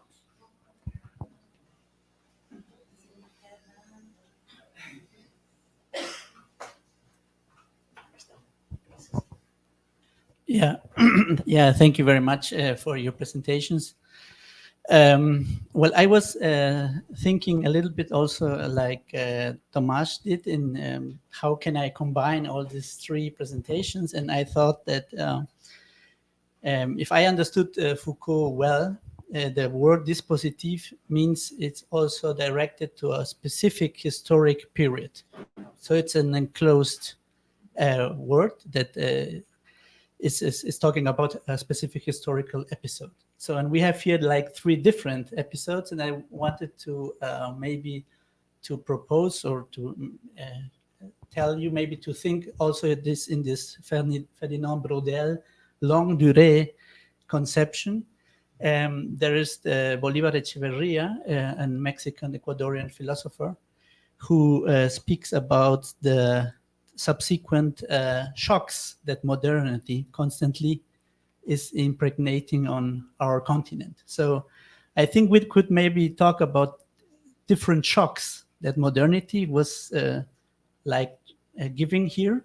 So it's a contestation to this capitalist modernity, Bolívar Echeverría would say. And it would be very interesting maybe to think it like that, because then we could combine also dispositif with a longue durée dimension, because it's also maybe what Barbara also tell, how can we think the discontinuity within the continuity and also on the other way around. Yeah.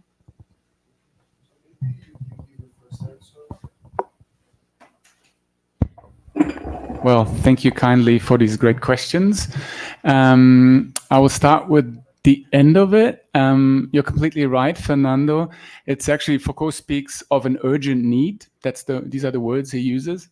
So we're talking about a specific historical moment, and what you have resumed basically on the white space or the gallery spaces and the public space is just one of the aspects, because the dispositif, of course, which I try to specify a little bit more towards the arts, is something that's about relations. So it's not about the in and out. It's not about formal, informal. It's much more complex, actually.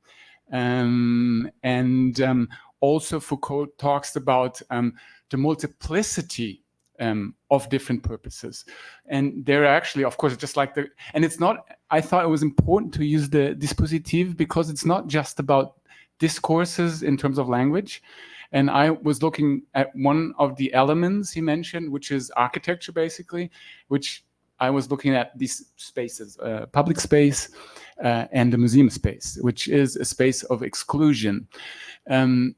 To come back to the model, I think it works really well in terms of the urgent need, because actually I think it works to orchestrate,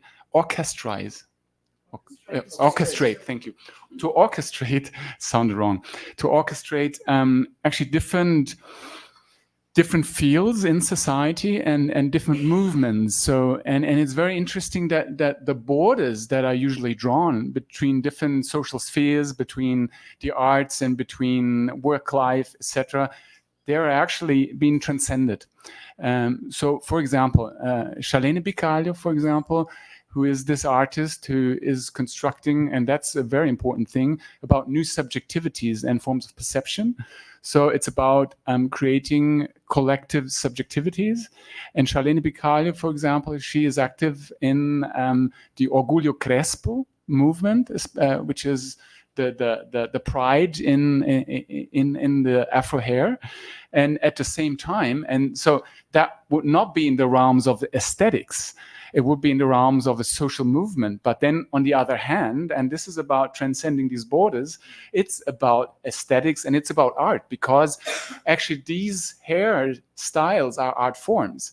And should just give you another example, because you mentioned the complexity of cabelo crespo or Afro hair in more general terms, which is immensely complex. It's actually it's a language in its own. For example, there is the transoceanic, which is actually a language system. And the enslaved people, I mean, this is well known, but I'm just repeating it because I think it's interesting. They actually used, it's of course oral history. We don't, because the history was of course written by white male colonizers. So we don't have, and also this was a way of really escape routes. So I'm connecting to the work I was going to present, which is a collective work of 5 Afro-Brazilian artists. And what they did in Ouro Preto is to work on these escape routes. And what they did is to have the gold nuggets, which they actually got in the mines to purchase their freedom. So here again, I'm making this example because in Paulo Nazaré, it's the same thing. We have a sort of spiral time. And here I'm connecting to Brodel, which of course is a different concept of time.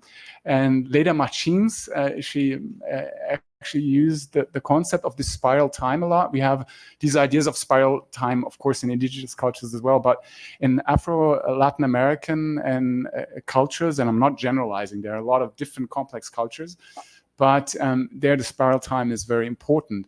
And this spiral time is actually in many of these artistic productions that work a lot on orality and corporality, is actually being that it's kind of a mise en scène almost. But the interesting thing is that it works in very different realms. And it's also about the commercialization, for example. I mean, I'm not going into, because I don't want to get into too many details and leave you time to answer too. But what I'm saying is in relation to the concept of the dispositif in terms of artistic practices, and Barbara, I would use that term, I wouldn't use art actually, and they're performative too, and they're collective, and it's really about subjectivities, and they're connecting very different fields. So there is a lot of different, and I think that's why the concept worked so well, to get back to the urgent need. And the urgent need here is structural racism. The urgent need are the different movements of negritude, movimiento negro, which are very strong, and they're taking place in very different spheres. And that's why I wanted to point out different examples from Paulo Nazaré, because it's at the educational system, for example. That was just, one example.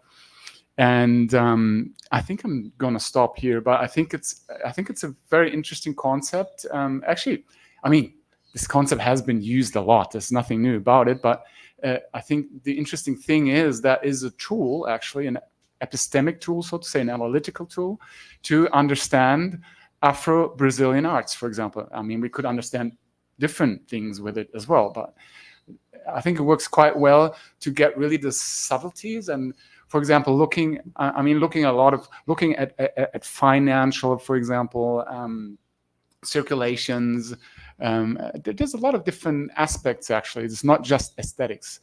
It's not just intertextuality. And it's not just about, for example, being of Afro-Brazilian art being shown in the most prestigious museums. They are shown, and they're actually the artists which are most shown in the most prestigious museums. And I mean, Maxwell Alexandre, for example, from the Rocinha, he was in the Palais de Tokyo, and I mean, it's just one example. I mean, it's circulating, but then again, we have the capitalist system that's appropriating it. So it's also it's more complex. So I'm very interested at these kind of artistic practices that are not framed by the field of art. That's something that interests me in general. I'm looking into that also in relation to indigenous arts in Brazil, especially, and also looking into it, trying to establish collective dimensions. So not only research groups, but working with artists, like working a lot with interviews. We published one book with interviews of different indigenous authors and artists. We're doing the same with the Afro-Brazilian soon. We've done all the interviews.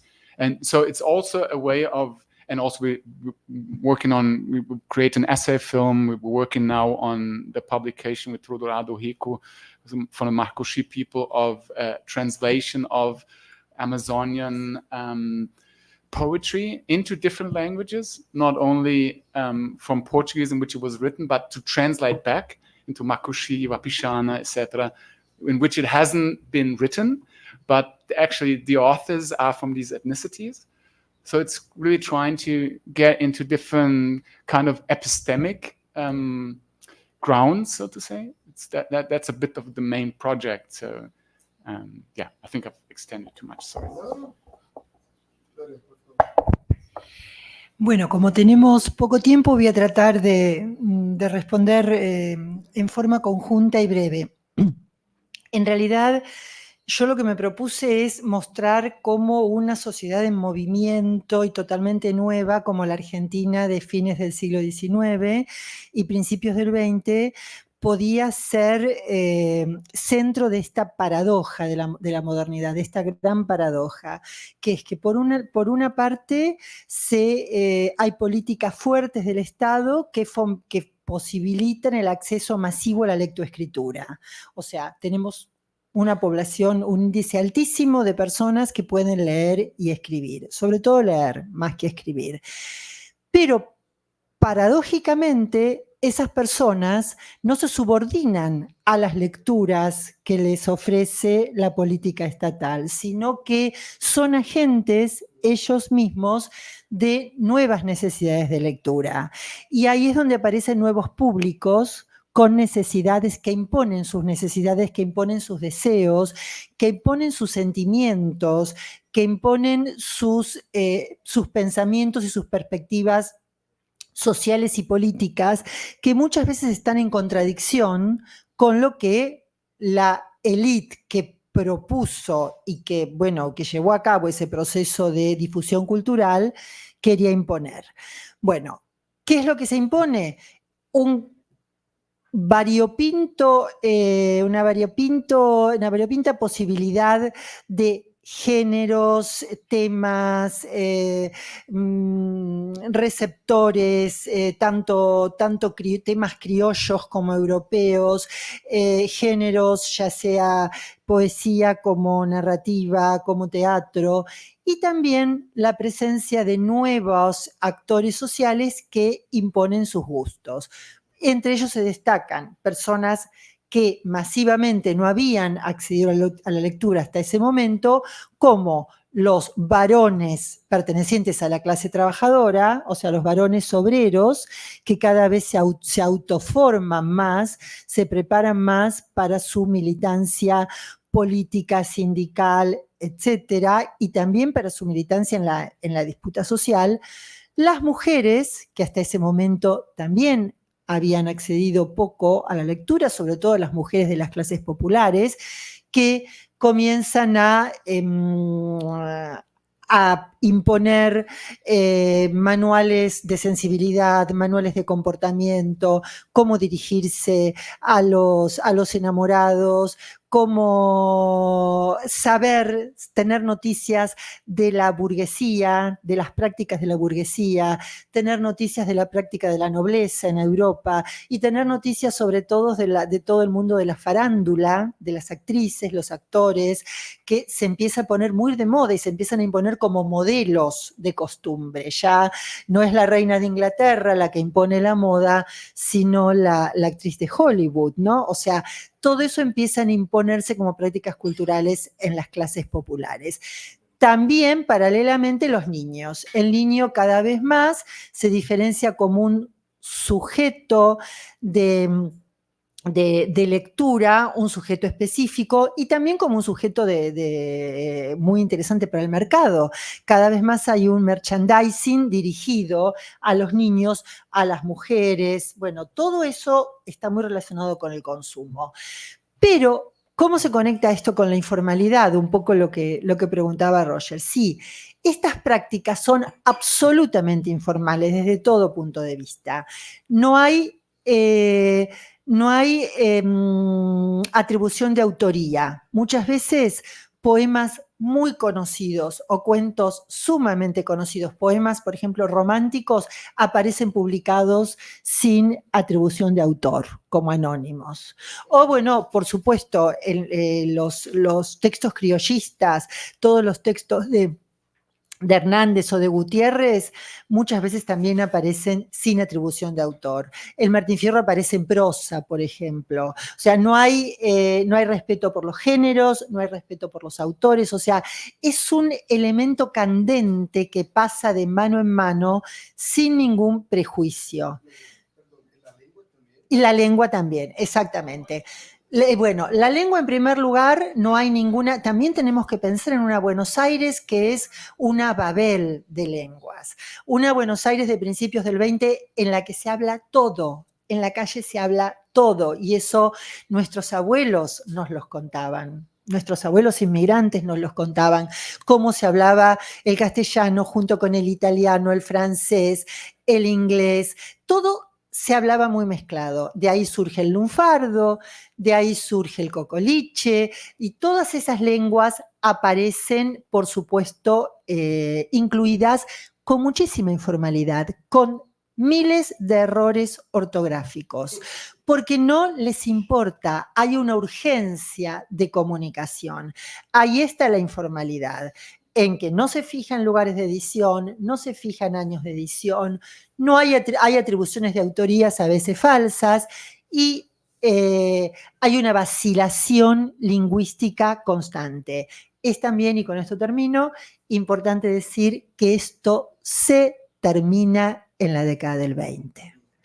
En los años 25, 30, el Estado ya organizó toda su política educativa, ya la Iglesia Católica volvió a imponer sus reglas. Bueno, por supuesto, sociedad nueva con mucha libertad sexual, mucha libertad de las mujeres. Por ejemplo, casi nulos casamientos, entre las clases populares, pocos casamientos religiosos y algunos casamientos civiles, muchas uniones de hecho entre los inmigrantes. Bueno, todo eso se termina en el 30.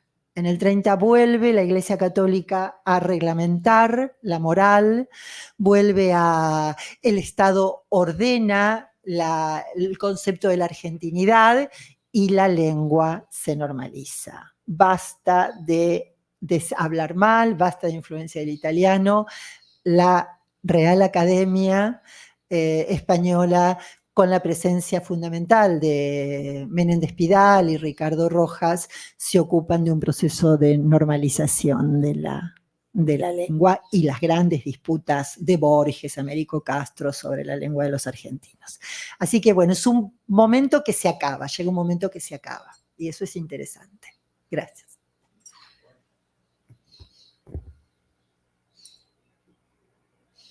Yes, okay. I will attempt to address your question first by giving you a little bit more context of why is immigration important to my topic. And it has to be said that practically already in the 16th century, both oceans were traversed by the Spanish Empire. So that trans-Pacific movement of people, of products, of ideas, of languages, of things were already connected almost 500 years ago.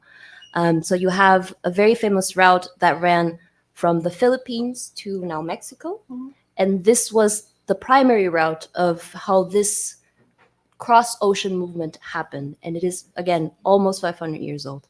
What I look at is rather what happened in the 19th century, precisely in this moment of nation building. And this is what we have in common, I think, Gloria, as the backdrop for what is happening now. And in the 19th century, most young nations becoming independent from Spain and Portugal, let's not also forget that to this day, there are colonies of European imperial powers who are part of the European Union and are our neighbors. Guyana Francesa is still part of France and therefore part of the European Union. There you go. In any case, slavery is abolished, and this also has to do with modernity, but maybe that's a tangent. And what do these young nations do? They get slave labor that is cheap from this transatlantic route. This was known as the yellow trade or the coolie trade. And it ran from the Philippines, again, to Mexico, to Peru, to different ports. And what happens is you have people who are practically indentured slaves who speak, for example, Cantonese, who speak Han, which is the language that I showed you, and they're not regarded as people, as part of a nation, because they're just there to do the work in order to grow the national economy so that the nations can be integrated into the global capitalism led by European economies. And the United States. I always forget to say that. They were in there too. So in my view, what happens is this construction of national identity that has to do a lot with normalizing language, like you were saying, purposefully erases and negates the presence of the people who came from the 19th century to do all the work that nobody else wanted to do because the Afro-descendants were now free people, the indigenous refused to be slaves anymore, and they brought cheap labor, but they were not people. They did not belong to us, and they always spoke a foreign language that does not belong to the national identity. So I go back to what I was saying about Julia Wong, who says, we always were here, but we were not allowed to be. You don't see us as part of you, and therefore we are not people to you. And so one thing is the reality, which is that Abya Yala is made out of a lot of people from a lot of places who have mixed with each other and had children, and more people who came and people who left. But we don't recognize this formally because of what Gonzalez calls the white myth, mito branco, which is not the first time. There's many people working with the idea of myth, the story that we tell ourselves that we have European origins. Therefore, anyone who is not purely European, whatever that may mean, does not belong to us. We may occupy the space, but we don't belong here. And so the answer to your question is nation building was exactly what erased the presence of people who did not fit this idea of European origins. And then to Barbara, I always forget what language to speak to you because you speak all of them. Barbara Goebbels' question. Yes, here we go, German. Yes, no, English. Yes, okay. So I take inspiration from Gonzalez and from Lima, but also from Silvia Rivera Cusicanqui, because she's another one who was in the university for many times, for many years, and published many things, but she's like this spontaneous, formal, informal, I do whatever I want, I'm in a collective, I say whatever I want, I publish here, I publish there. And she says, a grandes males, pequeños remedios, pero muchos, which is like, for a severe illness, many small remedies, but a lot.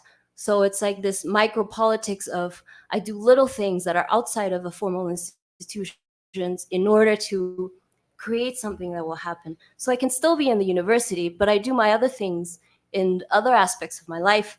And specifically to the question of what is the difference of saying Araucano against Mapuche, or talking about Mapudungun, which is only one of the languages spoken in Wallmapu, of course. And the reason we know that is because the Mapuche people are now in the university also. They've fought very hard to have their political rights recognized and be able to enter the university, right? And what I think personally is that we need to be able to recognize what we're looking at, right? If I have a source that comes from colonial times, then I need to know there's a bias there and there's a political power imbalance that is integrated into this source that I'm looking at. And therefore, I can categorize it accordingly. And it doesn't end there, right? So the archive, the library continues growing, and we can always reorganize what is what by giving it certain names, and those new names will determine what they are to us, right? So this is what I see, what we can do in terms of being actors within institutions and having to deal with the formality of nation state, right? I am not an ambassador, but I think if I were an ambassador, I would have a very hard time, because there are things that I simply cannot say as a representative of the state. And if the state does something that I do not agree with, I can't say anything about it because I am an ambassador. I am not really a person. So for those of us who are lucky enough to not be involved in diplomacy and the state, we have a lot of options to seek spaces outside of institutions and affect the change in some scale that hopefully one day will accumulate into something significant. Thank you very much. We are a bit late, but I think it's okay because the last panel is shorter. There is a very nice coffee waiting for us, so I'll ask you for 20 more minutes. I have Natasha, Marcial. Is there anyone else with a question? No? Okay, then we do like a short answer. Marcial, could you please speak in the microphone? Thank you. Someone has a last question. This is the moment. No tiene que ser ahí, puede ser aquí. Bueno, muchas gracias por la excelente presentación. Tengo algunas cuestiones. Marcial Suárez, soy uno de los fellows nuevos que ha llegado acá. Bueno, yo le voy a seguir un poco los pasos a Tomás, Peter. Y bueno, mi área es ciencia política. Entonces, poder, violencia, ahí. Y yo creo que por ahí los voy a provocar un poco para ver si podemos discutir sobre eso. Peter, me parece una cuestión interesante que Tomás propuso y me parece que cabe alguna cosa a más, porque vos usás el término o la idea de una cultura o un arte afro-brasileña. Bien, pero una cultura afro-brasileña, pero pensé en música, exactamente como Tomás lo pensó. ¿Por qué? Porque no podemos pensar en, por ejemplo, una cultura o una arte afro-brasileña sin música, pero tu punto es artes plásticas o instituciones o espacios que son segregados para un determinado tipo de expresión artística, que está vedada o está impedida la cultura o la expresión artística afro-brasileña. Pero ahí, de nuevo, la música no sería una forma a lo largo del tiempo del siglo XX, los recortes que imaginemos en Brasil, por ejemplo, como una forma en la cual la expresión afro-brasileña es fundamental, ahí. No hay como excluir el papel de la miscigenación racial brasileña en la música. Entonces, ahí, ¿cómo los dispositivos? Yo pensé un poco, vos trabajás en Foucault, pero a mí me recordaba mucho Martin Heidegger, cuando se hace el término dispositivo. O sea, un dispositivo técnico, en alguna medida, que institucionalmente se estructura. Entonces, como formas de poder que se relacionan y que entonces segregan las expresiones artísticas. Entonces, la primera provocación es esa, o sea, ¿cómo ligas con la música? Si tenés intención de ligar con la música. Bueno, es claro. Gloria, yo estaba pensando en cuanto hablabas, en Sarmiento, final del siglo XIX, el sudeste y sur de Brasil, más o menos el mismo proceso de migración, ¿no?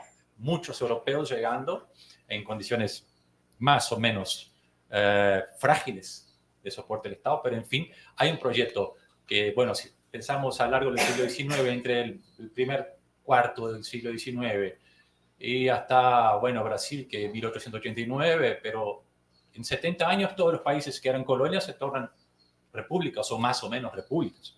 Entonces hay un proceso muy, muy acelerado, ¿no? De formación estatal, de crear una idea de nación. Entonces Sarmiento viene con la propuesta entonces de ampliar y universalizar la educación argentina, lo que en Brasil va a ocurrir 30 años después con Gustavo Capanema en el periodo Vargas, ¿no? Y esto, ahí la pregunta que me viene es, ¿dónde entran las tesis si hay raciales? O sea, de blanqueamiento, de apagamiento, no, quedó horrible esto. Erasing. Blanqueamiento, sí, pero la idea de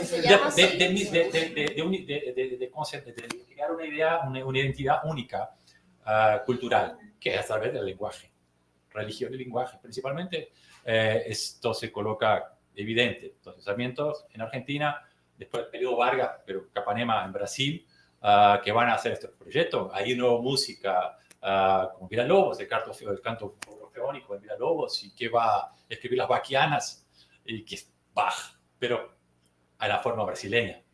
Entonces, de nuevo, me dio una cultura trasplantada, y Darcy Rivero, en fin, otros autores que podíamos pensar. Pero la provocación es esa: ¿en qué medida las tesis de blanqueamiento social están por atrás o por abajo o al lado, arriba de estos procesos de tornar el lenguaje común y más o menos padronizado? Y claro, tenemos los movimientos criollos, la idea de la cultura criolla que se escapa, ¿no? No se puede sujetar la cultura de esta forma tan severa. Y por fin, la pregunta que te... Puo-an. Sí. Perdón. Estaba conversando con un colega y el caso del poder, ¿no? El poder y el ejercicio de la violencia a través del nombre. En Brasil, por ejemplo, tenemos una ciudad que se llama Florianópolis, que es capital del estado de Santa Catarina. Y se llama Floriano Polis porque durante la Revolución Civil de 92-93, 1892-1893, simplemente Floriano Peixoto disimó la resistencia que había en esa ciudad.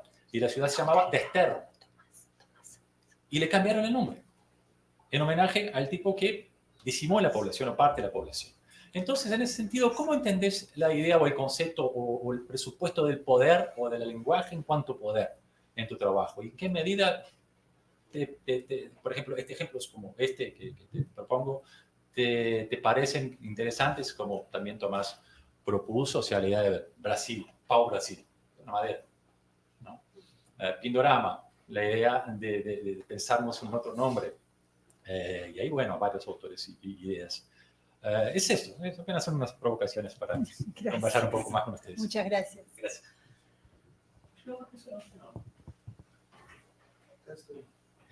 ¿Es brasileño este chico? Sí. Porque hablan rioplatense. Oi. Dá para ouvir? Dá para ouvir?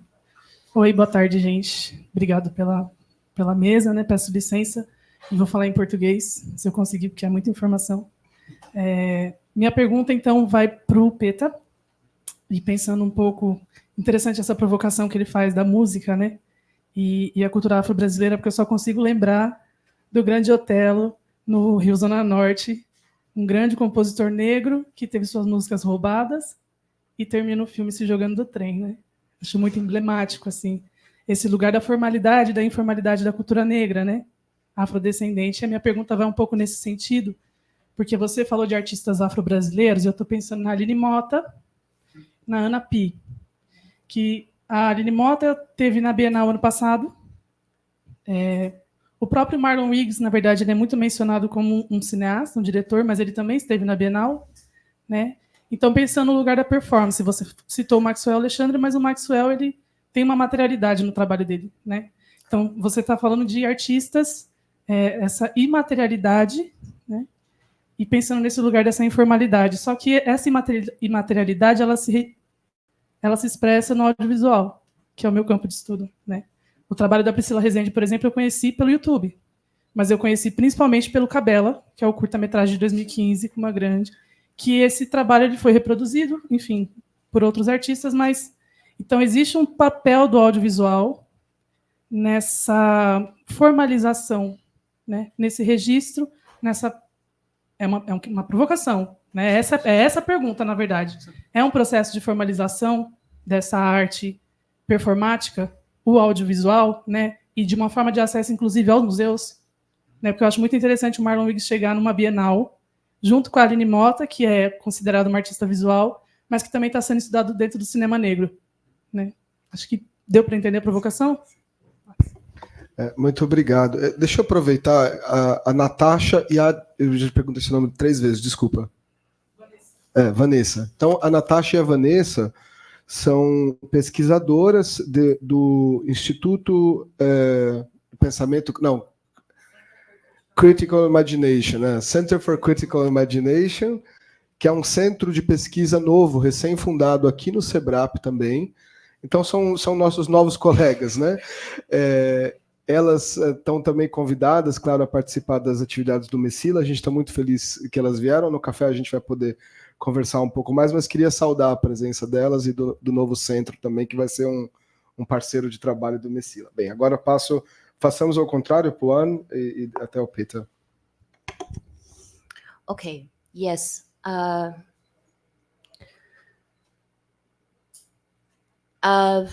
I have forgotten the question. I'm so sorry. I was thinking about the last question and I forgot the first question. Want Gloria to speak from anything? Or maybe I will answer what I remember. So the question of 5 minutes each. Okay, the question of power. I can answer this very well. So whoever has the power to give the name also has the power to tell the people who live in that place what and who they are, right? I give you an example from my personal experience. I am Chilean, and I moved to the United States with my mother and my brother in 1999. And in order to apply for my residency card, I had to fill out a form where it gave me the options of ethnicity or race. This is still the form that they have to fill out. And I did not know if I should cross Asian or if I should cross Latin American. At that time, it was possible to cross more than one, but it wasn't always so. And so in that situation, I don't have the power to say what I am. Whoever wrote that form has the power to tell me where I am based on a place that they invented in terms of the name, right? So the power to create these geographical units, let's call them that, is not only political, but is deeply directly related to the history of imperialism that we are still living today. And maybe to connect that to a greater context, we talk a lot about global North and South, right?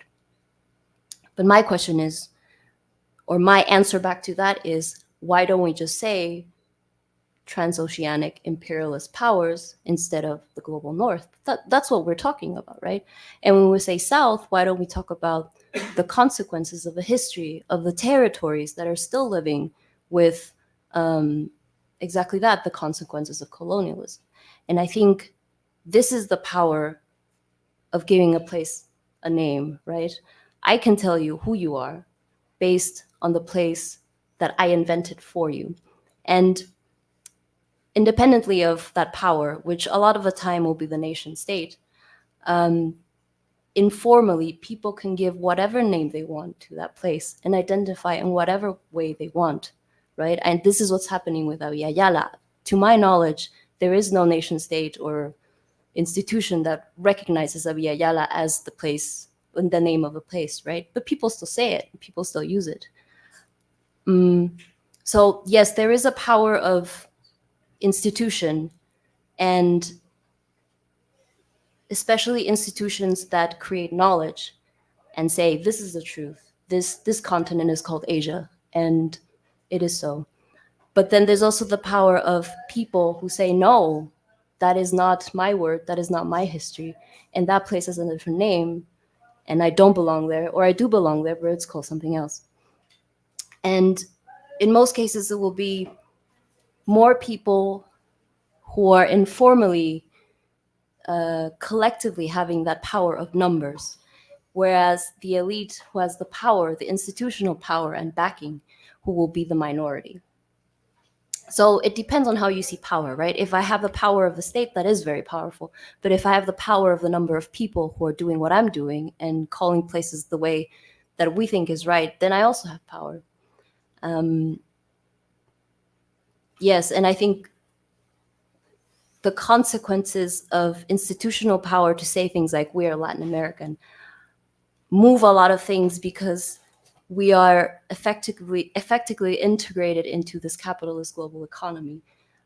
Myself, I am Chilean, so our president decided to nationalize lithium, and that is a really big thing, because now we will be exporting not only lithium, but green energy, supposedly, to Germany, for example. And we are becoming more and more dependent on exportation of goods. This because because of our history of Latin America, we see ourselves this way. And we always depend on our relationship to Europe to define ourselves. And this is the position of the state. Gabriel Boric won't be able to say, no, we're not Latin American, we're part of Yala. He cannot say that because he's a politician and he is the president. But I can say that because I am not the president and I'm not the politician. So, yes, maybe to summarize my answer to that is, I think there are moments of power that depend on what you want to achieve on what platform. Yeah. What was there was a second question, was there not? Yes, okay. Good idea. Sí, muchas gracias, Marcial, por tu provocación. Yo creo que hay muchas razones, muchas causas para considerar los procesos en Brasil de una forma y en Argentina y Uruguay de otra.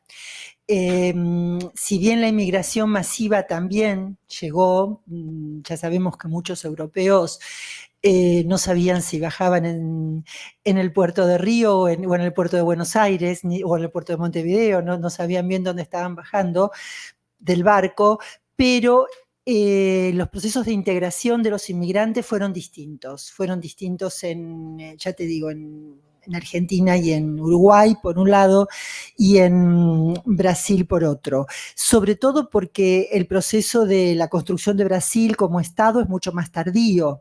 O sea, la América Austral ya estaba más constituida como estados. Y yo creo que ese programa sarmientino de educación pública y universal, que a pesar de sus defectos fue muy exitoso, tuvo efectos inmediatos en la lectoescritura, en la masificación de la lectoescritura y fundamentalmente en la aparición de este tipo de literatura popular, de literatura barata. Vos preguntabas si esto tenía relación con un proyecto de blanqueamiento. Sí, vos sabés que hay toda una línea histórica en Argentina que trabaja el mito de la Argentina blanca, porque en realidad nunca fue tan blanca, pero hay un mito de que sí fue blanca. Sí tenemos una muy baja presencia de aborígenes, muy poca población aborigen, que además fue totalmente invisibilizada por ese proyecto estatal, y una bajísima, casi nula población afro. Porque la mayoría murió en el siglo XIX. O sea, hay una mirada blanca, cultural, que se trata de imponer europea, si bien los europeos que llegaron no fueron los europeos que había pretendido Sarmiento que llegaran, pero bueno, aún así eran europeos, a pesar de ser italianos y españoles pobres, eran europeos, y sí, por supuesto, hubo un proyecto gubernamental de privilegiar todo lo que sean las costumbres, la religión católica, y la lengua castellana, sacando todas las diversidades lingüísticas de la península ibérica, sacando el gallego, el catalán, todo eso absolutamente se dejaba de lado, y también menospreciando al italiano. Todo eso era para imponer una lengua también que unificara políticamente. Así que sí. Bueno, muchas gracias por esas dos provocaciones, porque de hecho no... ¿Por qué estoy hablando español? Well, thank you.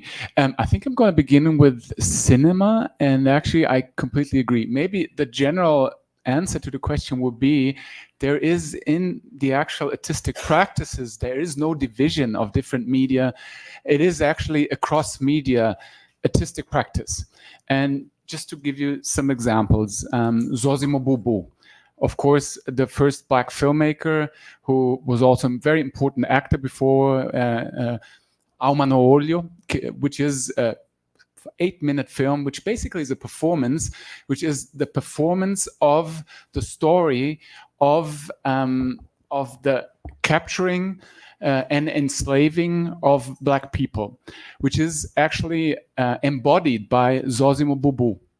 And the interesting thing is the soundtrack. It's John Coltrane.